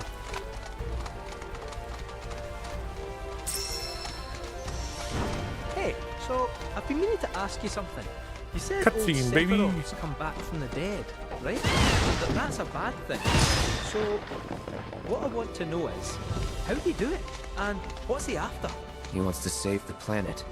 But wouldn't that make him a good guy? It's not what he's doing, but how. He doesn't give a shit if everyone dies in the process. Sounds like a total nutter. I mean, there's not much point in having a planet if there's no one left to enjoy it, is there? That said, let's not forget that we still got a whole nother problem. One that's reared its ugly head time and time again. Bunch of assholes who won't stop till they've bled the planet dry. Leave us alone, will ya? To hit them where it hurts, we'll need to leverage those connections of yours. But if you even think about stabbing us in the back, I'm gonna hug and squeeze you to death. You hear me? Honestly, dude, Loud and clear. they shouldn't let you fight if you're in the middle of like weird cutscene like dialogue. I get that sometimes you need to, but terribly annoying, especially when everybody's talking over each other. Blue cheeseburger, gross. Behold Cosmo Canyon, a sacred sanctuary where the planet's greatest minds gather. It's beautiful. More than I ever imagined. Dude, it's a Come rock on, with some windmills. let's pick Calm up the down. pace. I can hear it calling my name. Yeah, me too. Guys, it's just windmills and rocks. It's not that great, but okay. A blue cheeseburger? I mean, I know some people love blue cheese. It's like they love it so much. Not I, man, not I. I've tried it. I tried it on a few things, and I've never ever liked it. I've tried to like it. I like cheese. I like strong cheese, but I cannot do the blue cheese. It is too much for me. Although I've never had it on a burger. I will admit that. Hey, guys! It's me! I'm back! Did his voice change? Anarchy? I can't believe it. It really is you. We were so Did worried. his voice change? Welcome home. Whoa! Now, why don't you go pay your respects to fellow Bugenhagen? Come on. It is a lot of mold. But I mean, cheese is inherently like, if you don't want to describe what happens to get it. You can let them through. They're good people. I promise. What the heck? After all, they're the reason I'm here. That's hilarious. What in the hell was that? Hey guys, it's me. Who? such a softie. Yeah, typing's limited. Real I guess quick. that's true, Gotta right? check something. That is cool. I mean, An if you airship eat dropped for a these on us this solid morning. week, I guess that's Wanted something. posters of the terrorists who bombed those reactors.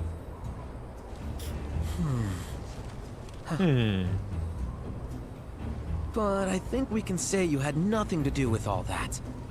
Even if Nanaki hadn't vouched for you, it's obvious.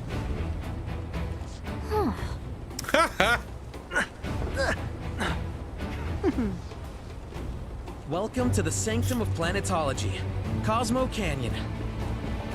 Planetology. Let's go. Oh, we're going right to the top. This just became Breath of the Wild. Thanks for keeping watch over that windmill. Here, souls gather. You see that wanted poster? Pictures look nothing like us. Must be that way for a reason. Gotta keep on our toes.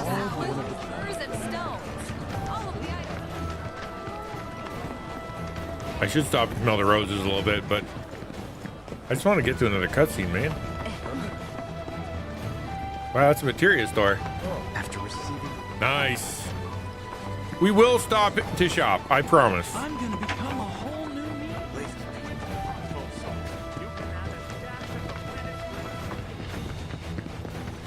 I assume he's in front of us? Okay, good.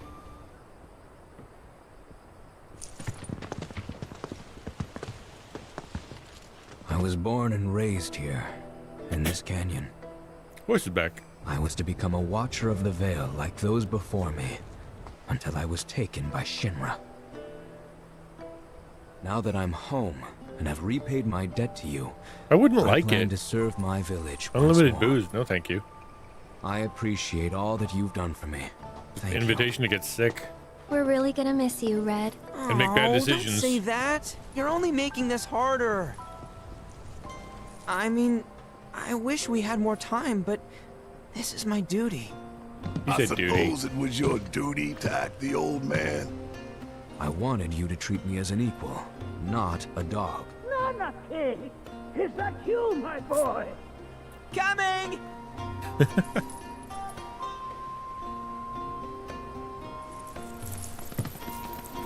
And Red left the party? So, I guess we'll see. was that goodbye? It is very weird. I'm sure we'll see him around the canyon. The real question is, why'd we come here? To learn the secrets of planetology. Come on! Can't forget that materia. As for me,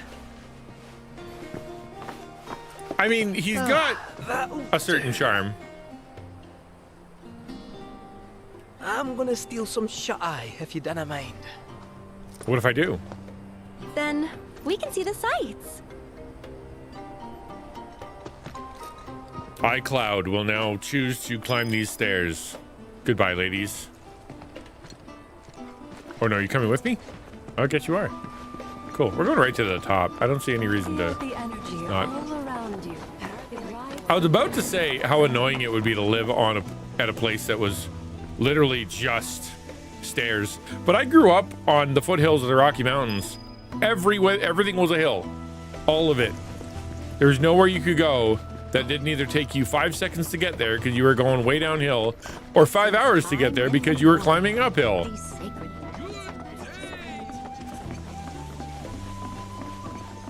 My trip to school was literally 7 minutes to school and then 45 minutes home.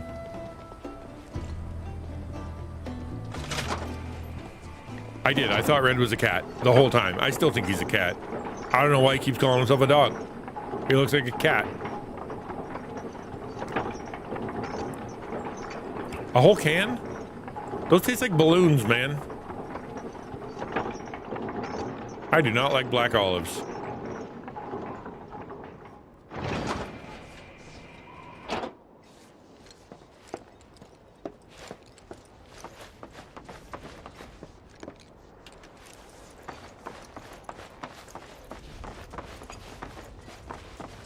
That's a long way. And a lot of rock. A lion dog. Yeah, I can handle that. Sure. Hello. Not so fast. Sorry, but visitors aren't allowed in here. You see, this is where we keep all our valuables. Okay. I'll be back later. I'm just gonna try that. Excuse me, I'm gonna try something here. No? Not so fast. Sorry, but visitors aren't allowed in here. You see, this is where we keep all our valuables. Wasn't the Rocky Mountains, but I grew up in the town in a valley. Same uphill walk to school. Yeah, I was all downhill to the high school. And you could rip, man, on my 10-speed. Woo, I could go fast. Dangerously so. I was passing cars on the highway. One pebble away from death. I know, right? What is do? Very, very bad security here. Aw, thought I'd be able to use it. Oh well. Yeah, in the snow both ways. Uphill in the snow both ways.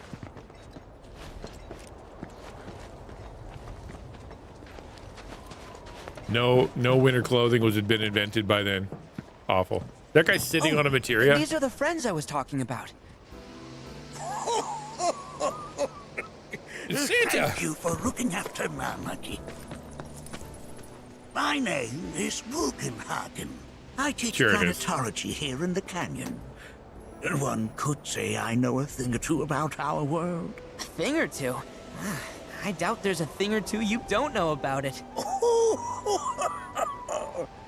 Well, it might seem that way to a child like yourself. Also, my hours are from 9 to 6. I'm 48. I'll be gone at 6 p.m. Nanaki here has a long life ahead of him. In human terms, I would say he's about 15 or 16 years old. That's more than old enough. I can protect our Vale and everyone in it. Which is more than I can say for my good-for-nothing father. Speaking of the members of our little community, have you announced your return to one and all, Nanaki? I announced it to one, but not yet. all. Be right back. I'll go use the PA system. Hello, I'm back. Where I am, Manus. Please, come in and have a look around. Yeah, they taste like balloons. I'm telling you, you're just eating balloons. To each his own, I suppose. Couldn't catch me eating a balloon. This is a cool place. I don't want to go too far out of the way. I'll explore later. We have a lot to explore in other places. Like, we legit need to go back like 3 different levels or lands or whatever to look around. We are not doing well when it comes to exploring the game. What a lot of stuff you have, my man. Ooh, a thingy.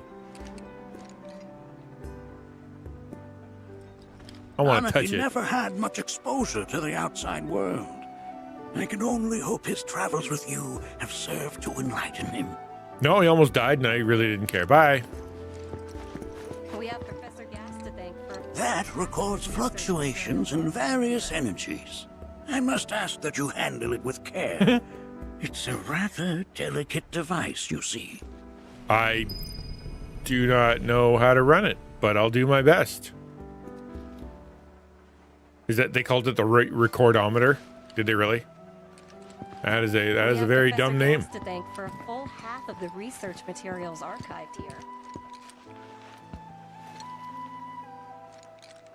He's gonna knock all the books down. Called it. Those devices are testing the pull of gravity.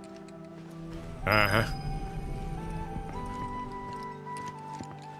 These are highly radioactive. While that may appear to be little more than a glistening mineral at a glance, it is in fact a crystallized collection of our planet's memories. Sure it is. And yet, it's like you're singing to me of the planet's wisdom. Don't you worry, my dear. I'll find a way to bring out the full depths of your beauty. Cross my heart. My guy. Gross.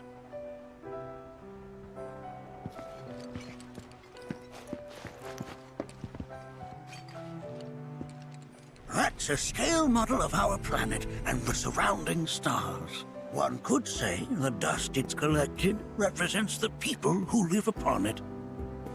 I too agree that all people are dirt.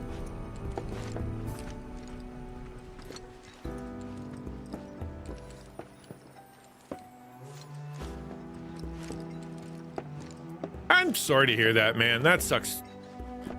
But you know what? There is something to be said about making the best of it, doing what you can to find some way to have fun, or at least to get some rest. You've been through so much. Just being able to sit there, stare out at the water, and have yourself a sandwich whenever you feel like it. There is something to be said for just chilling. I'm sure that there's some rest to be found.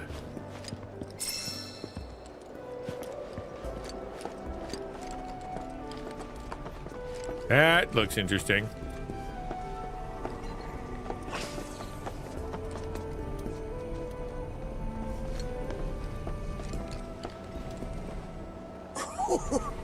Do you recognize that little scamp? I'll have you know that in his childhood, Nanaki was quite a handful. Okay, what? Okay, but why didn't you do it here? So we could talk about it.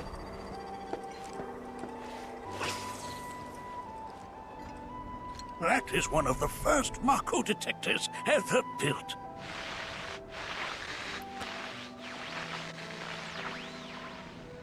Well, I'm covered in Mako. Though I suspect it can't detect much now. I'm half made of Mako. If it can't detect me, what can it detect? Do I go upstairs or do I go to that door? Try the door first.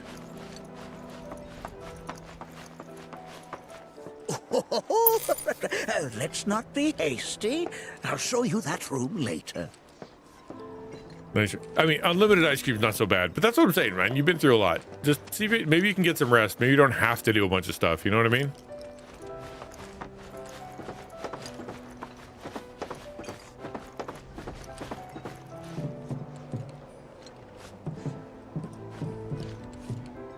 That right there is a type of a current generator. It harnesses the power of the wind to produce new airflows of its own. Perhaps you've encountered them before during your travels. I usually use the power of beans to create airflows of my own.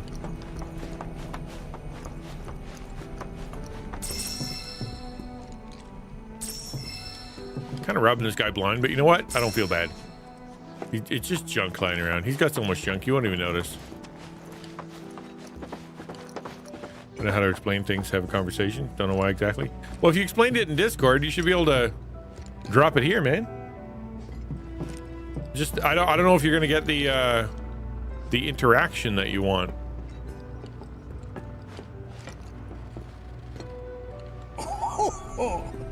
You won't find a larger telescope on the planet. With it, you can see to the edge of the galaxy. There's no better view of the stars than through this scope. Okay, well. But the lens could do with some cleaning. My apologies. Okay. Sounds good, man.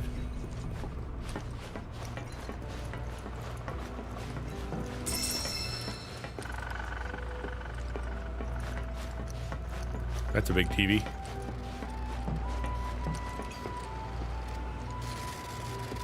Something outside that I'm supposed to go look at? I have not seen a single chest that I can open, which is a little disconcerting. There's so much we have yet to learn about the universe. It sure is. The planet connects us, one and all. Right. Everything exists through her. Mm-hmm. Now where am I supposed to go?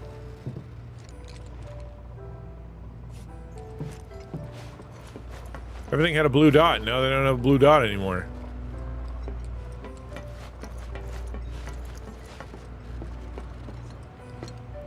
That it? I'm at the destination. Okay.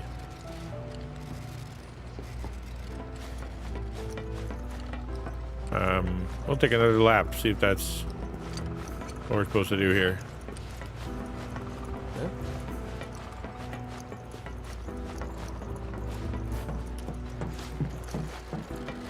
I don't think so. I guess we get to go back down. The lights we observe here have traveled to us from the far reaches of time and space.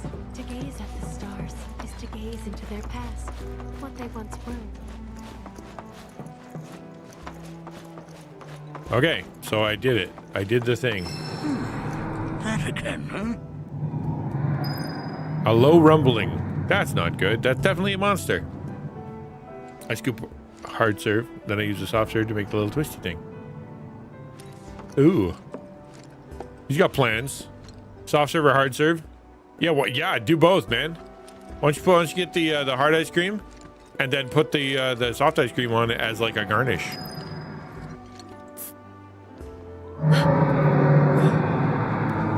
That's the planet crying out. A sorrowful dirge indeed. One I've heard all too often of late. This tubing allows us on the surface to hear the inner voice of the planet. What we just heard didn't come from the planet, though. That was definitely the voice of a weapon. You seem awfully sure of yourself, miss. Because we saw them with our own eyes. 2 in the Corral and Gungaga reactors. They were loud and huge. And fish, and one ate me, and I could breathe, and then I became Mako, and I saw my parents, and then I... However, such grand delusions could be a sign of Mako poisoning. Do see a doctor. Excuse me? Excuse me? Oh. Yes. That would do them some good. Oh, you're crazy. Okay, good. Judging from everything you've said, the 3 of you are unfamiliar with basic planetology. But it is never too late to learn. That would be a hard cosplay to do. Because I think you'd fall off the ball.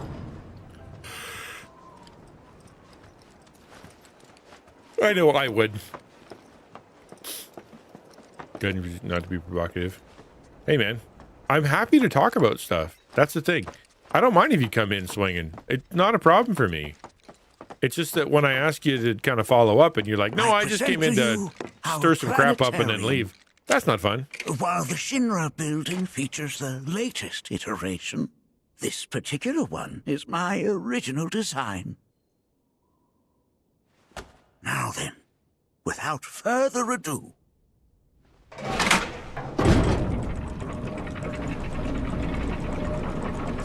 Well, for the algorithm, once you tell it you like it or imply, it'll just serve you. I know that from shorts. I look at one short that's a little bit different. I'm like, oh, that's kind of neat. And then all of a sudden it's like, oh, you like that, do you? What if everything was that?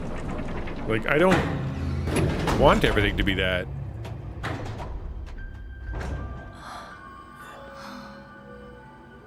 Neato.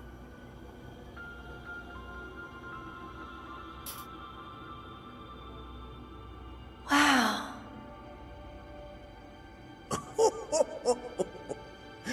This is only the beginning. Here, take these little tabs, put them on your tongue. Planetology is not simply the study of the cosmos and the celestial bodies that dwell in it. Rather, it is a quest to comprehend the cyclical nature of life. Where's the Pink Floyd, man? Behold, the planet we call home. It was from its soil, so teeming with life, that mankind was born. And like all living things, man is fated to die. So, what happens next? The body withers and returns to the planet. But what of the mind, the spirit, the soul? Much like its former vessel, it too returns whence it came. To the great river, where all intertwine and circle the planet without end. A cycle of continuous convergence and divergence. the ceaseless ebb and flow that is the life stream.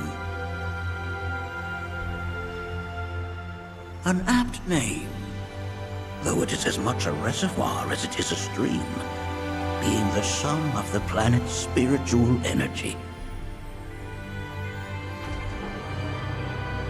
It is the very essence of our star, the blood coursing through its planetary veins. And if ever that essence were to be entirely depleted,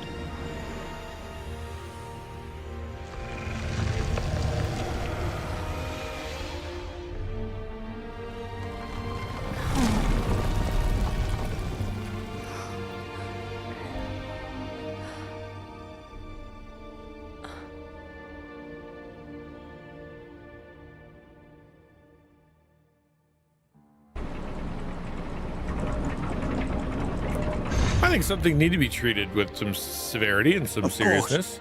These are but again, basic principles of it requires planetology. discussion. So you're saying that Mako is spiritual energy, which we're using up? Just so. Siphoned from the planet and processed for industry, that energy can no longer fulfill its true purpose.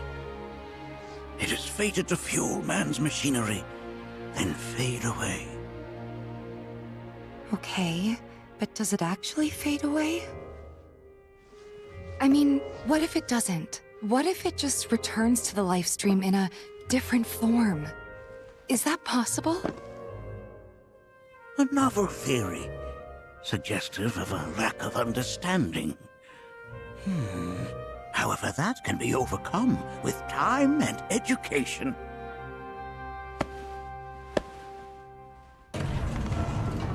You rang? Nope, you did not. Please escort this young lady to our seminar room. Oh, that's not a good place. Nope, nope, nope, Right nope, this nope. way. Seminar room is the brainwashing room. I know where this is going. Can I come? Here, put these toothpicks in your eyeballs, and we're going to be strapping you to this chair for your own safety.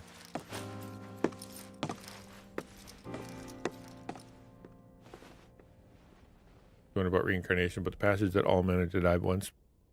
Well, that's it. We don't exist until.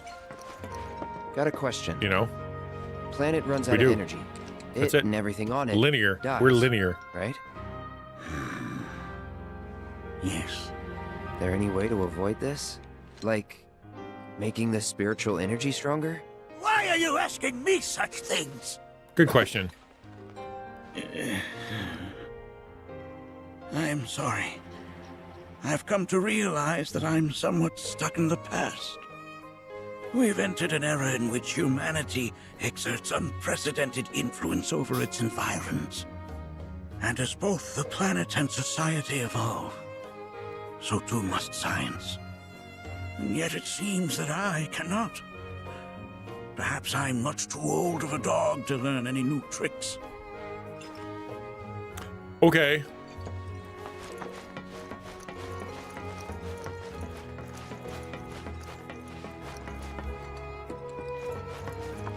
Crotchy the old crank.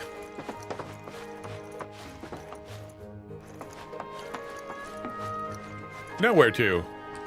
Probably down, I would think.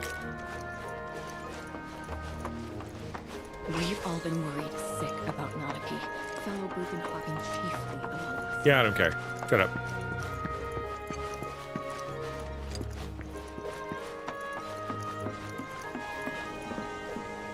I mean, once you, if you realize that you are... Thanks so much for taking such great care of Nanaki for us. Fellow Bugenhagen instructed me to let you take anything you think might prove useful on your journey. Check out the That's nice. storeroom when you have a chance. I think I might do that. Yeah, well, that's the thing. If you learn you're stuck in your ways, you have two choices, right? You're either, I'm too old to learn, I give up, or, hey, I'm going to go learn some stuff. And I know people, and we all know people who've done one or the other. They just go, you know what? I can't do that. I'm not going to do that. I can't learn that. I'm done. And other people that are just lifelong learners. The room of expensive things, and I can pick up what? These 2 bags so far. Would it be fair to summarize your post as these 2 points? 1, some celebrities seem to say they are Christian for clicks, but do very unclean things. 2, people identifying as animals has gone so far as to be physically unhealthy, and some people tend to do it to be trendy. Media argues that their animal identity is wholesome. If that's the case, number 1, right, the idea that some celebrities choose to be Christian for clicks. Celebrities, by and large, I consider anybody who decides they're going to be Christian or religious or whatever and stays in the media, who continues to flex their media, who you know, whatever, to be not necessarily suspect of salvation, but at the very least unwise. Because like I think of that one young woman who, you know, she was like an OnlyFans model. She got saved, and then she like started immediately jumping into talk shows or doing her own Instagram and all kinds of stuff like that, right? And my immediate thought was, you know what? That's unwise. If I was her pastor, if she ever listened to me, it would be, you know what? Get off social media for a while. Go hang out with people. Do, you know, read some Bible and whatnot. Don't be online telling people about your faith and about your theology and about et cetera, et cetera, et cetera, because you're not there yet. You're still healing. You're still processing. You're still dealing with stuff, and you need some time alone. So anybody who does, you know, just straight up, I'm a Christian, I'm gonna go leverage that. You got to be careful. Another guy was Russell Brand, right? Granted, he is in the media. He's a media guy. But again, if I was his pastor, it would have been, okay, man, you need to not talk for a little while. You just chill, okay?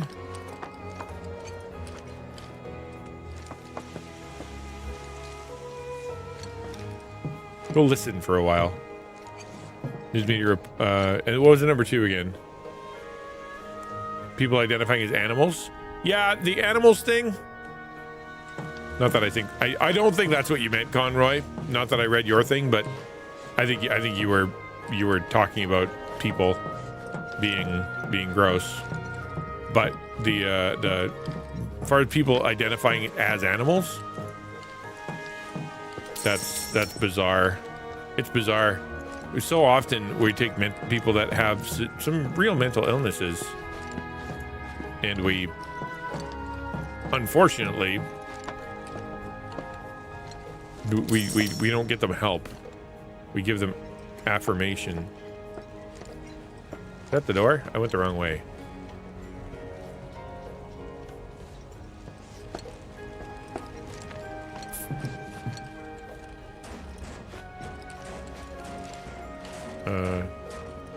No, I know everything as a Christian, and no matter what I say, even if it leads people astray, it's not my fault.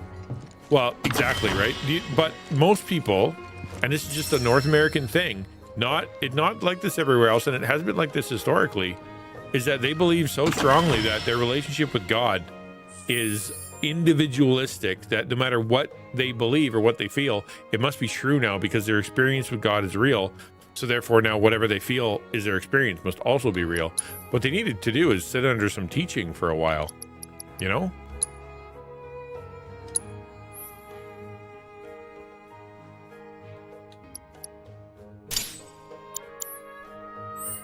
Apparently I need to buy some materia for Kate.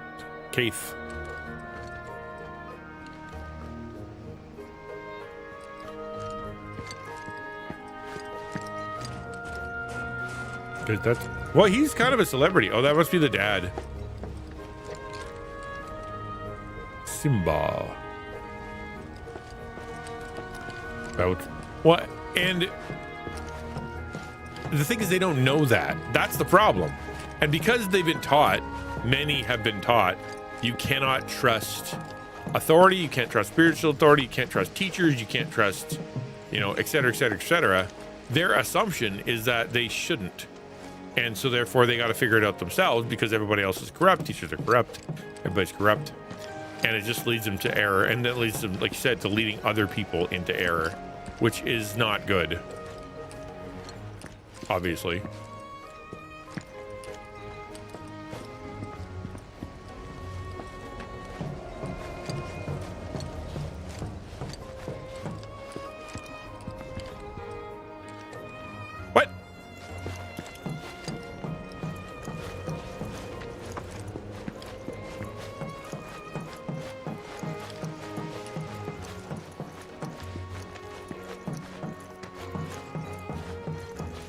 Amen, brother.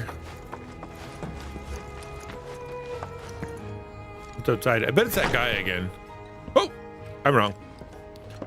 Hello, lady. What's your deal? Right this way. To what? Hello? Wait, what way? You didn't even point. Blessings of the planet upon you. Blah, blah, blah, blah, blah, blah. All right, we'll go up. Blessings of the planet. Wait, no, that's where I came from. Then I'm gonna show up and I'm gonna be right at this guy's back door again. All right, we're gonna go down then. Yeah, we're going back down. Okay. Because we were headed down the whole time. Let's see what down does. And you guys start figuring someone for me to raid. Oh, that's the stairs. This is where I came in.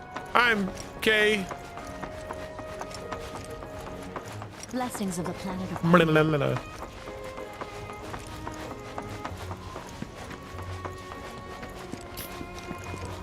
Bunch of people going to war with dull swords. Yeah, that's kind of true.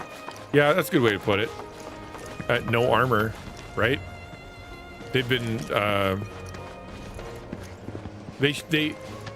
I appreciate their enthusiasm. The thing is, you can't really crap on them too much, because what they're trying to do is be enthusiastic about their faith, about sharing their new faith, about being excited, and that's all great. Like, you need people like that. Nothing injects life into a group of Christians like hearing others meet Jesus and be excited about it. It changes worship for the whole church, the whole group. It's really cool. But also, you have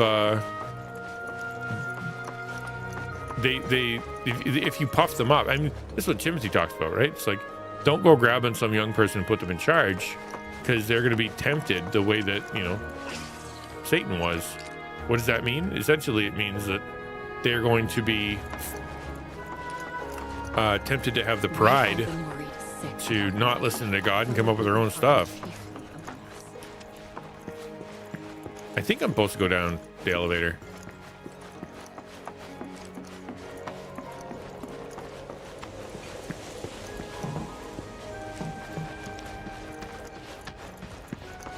Yeah, that was sort of Paul's idea, right? Is that he's like, you know what? They're preaching great. Maybe their motives aren't great, but at least they, if they get their preaching right, fine. But he also points out if they have errors, then that's bad too. Blessings of the planet upon you.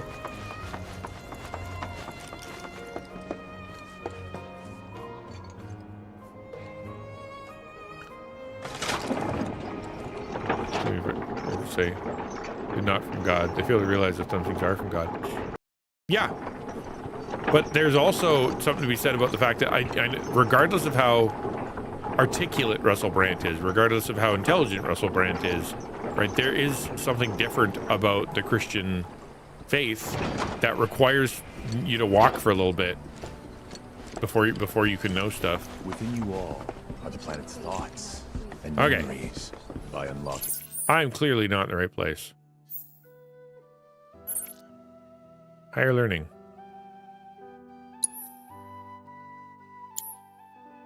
Ha!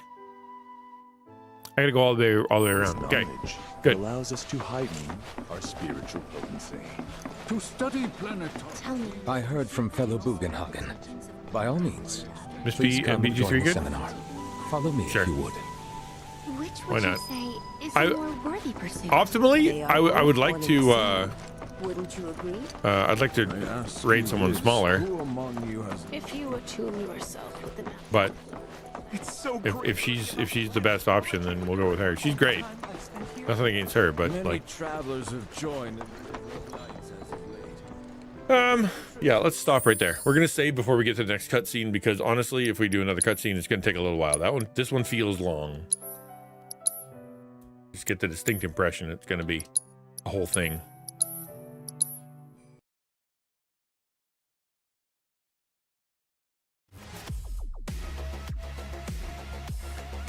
Mr. Banks. Ozzy? All right, far up. Well, yeah, he likes Diablo. Isn't that ironic? Watching these these guys who play Diablo.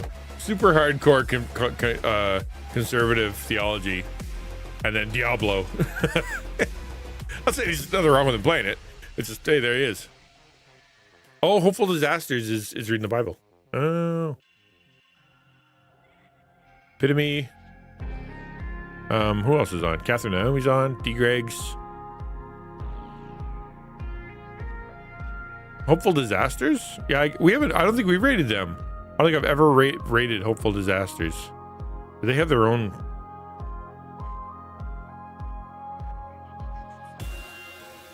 Is it, no, Gaming for Hope is a thing. So it's, I'd imagine it's on someone else's channel. Yeah, no, I know. I thought they were doing it in their Discord though. Okay. I don't follow them? Well, how about them apples? FanDuel Casino has your chance at the #1 feeling. Okay, winning, cool. which ranks even higher than the 18th best feeling. We'll rate that. I wasn't even following him yet.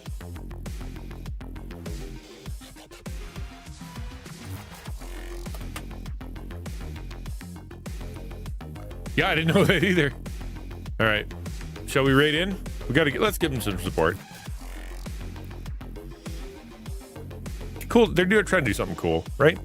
Read through the entire Bible at once, all together, over the course of 80 hours. That's kind of neat.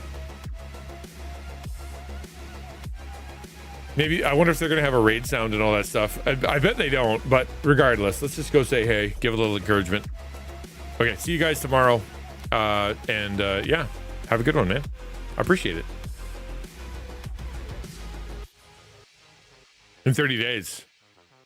Yeah, they're doing it all together. They said it's going to take 80 hours. That's wild, man. Okay, see you later. As the command plays the screen of the door.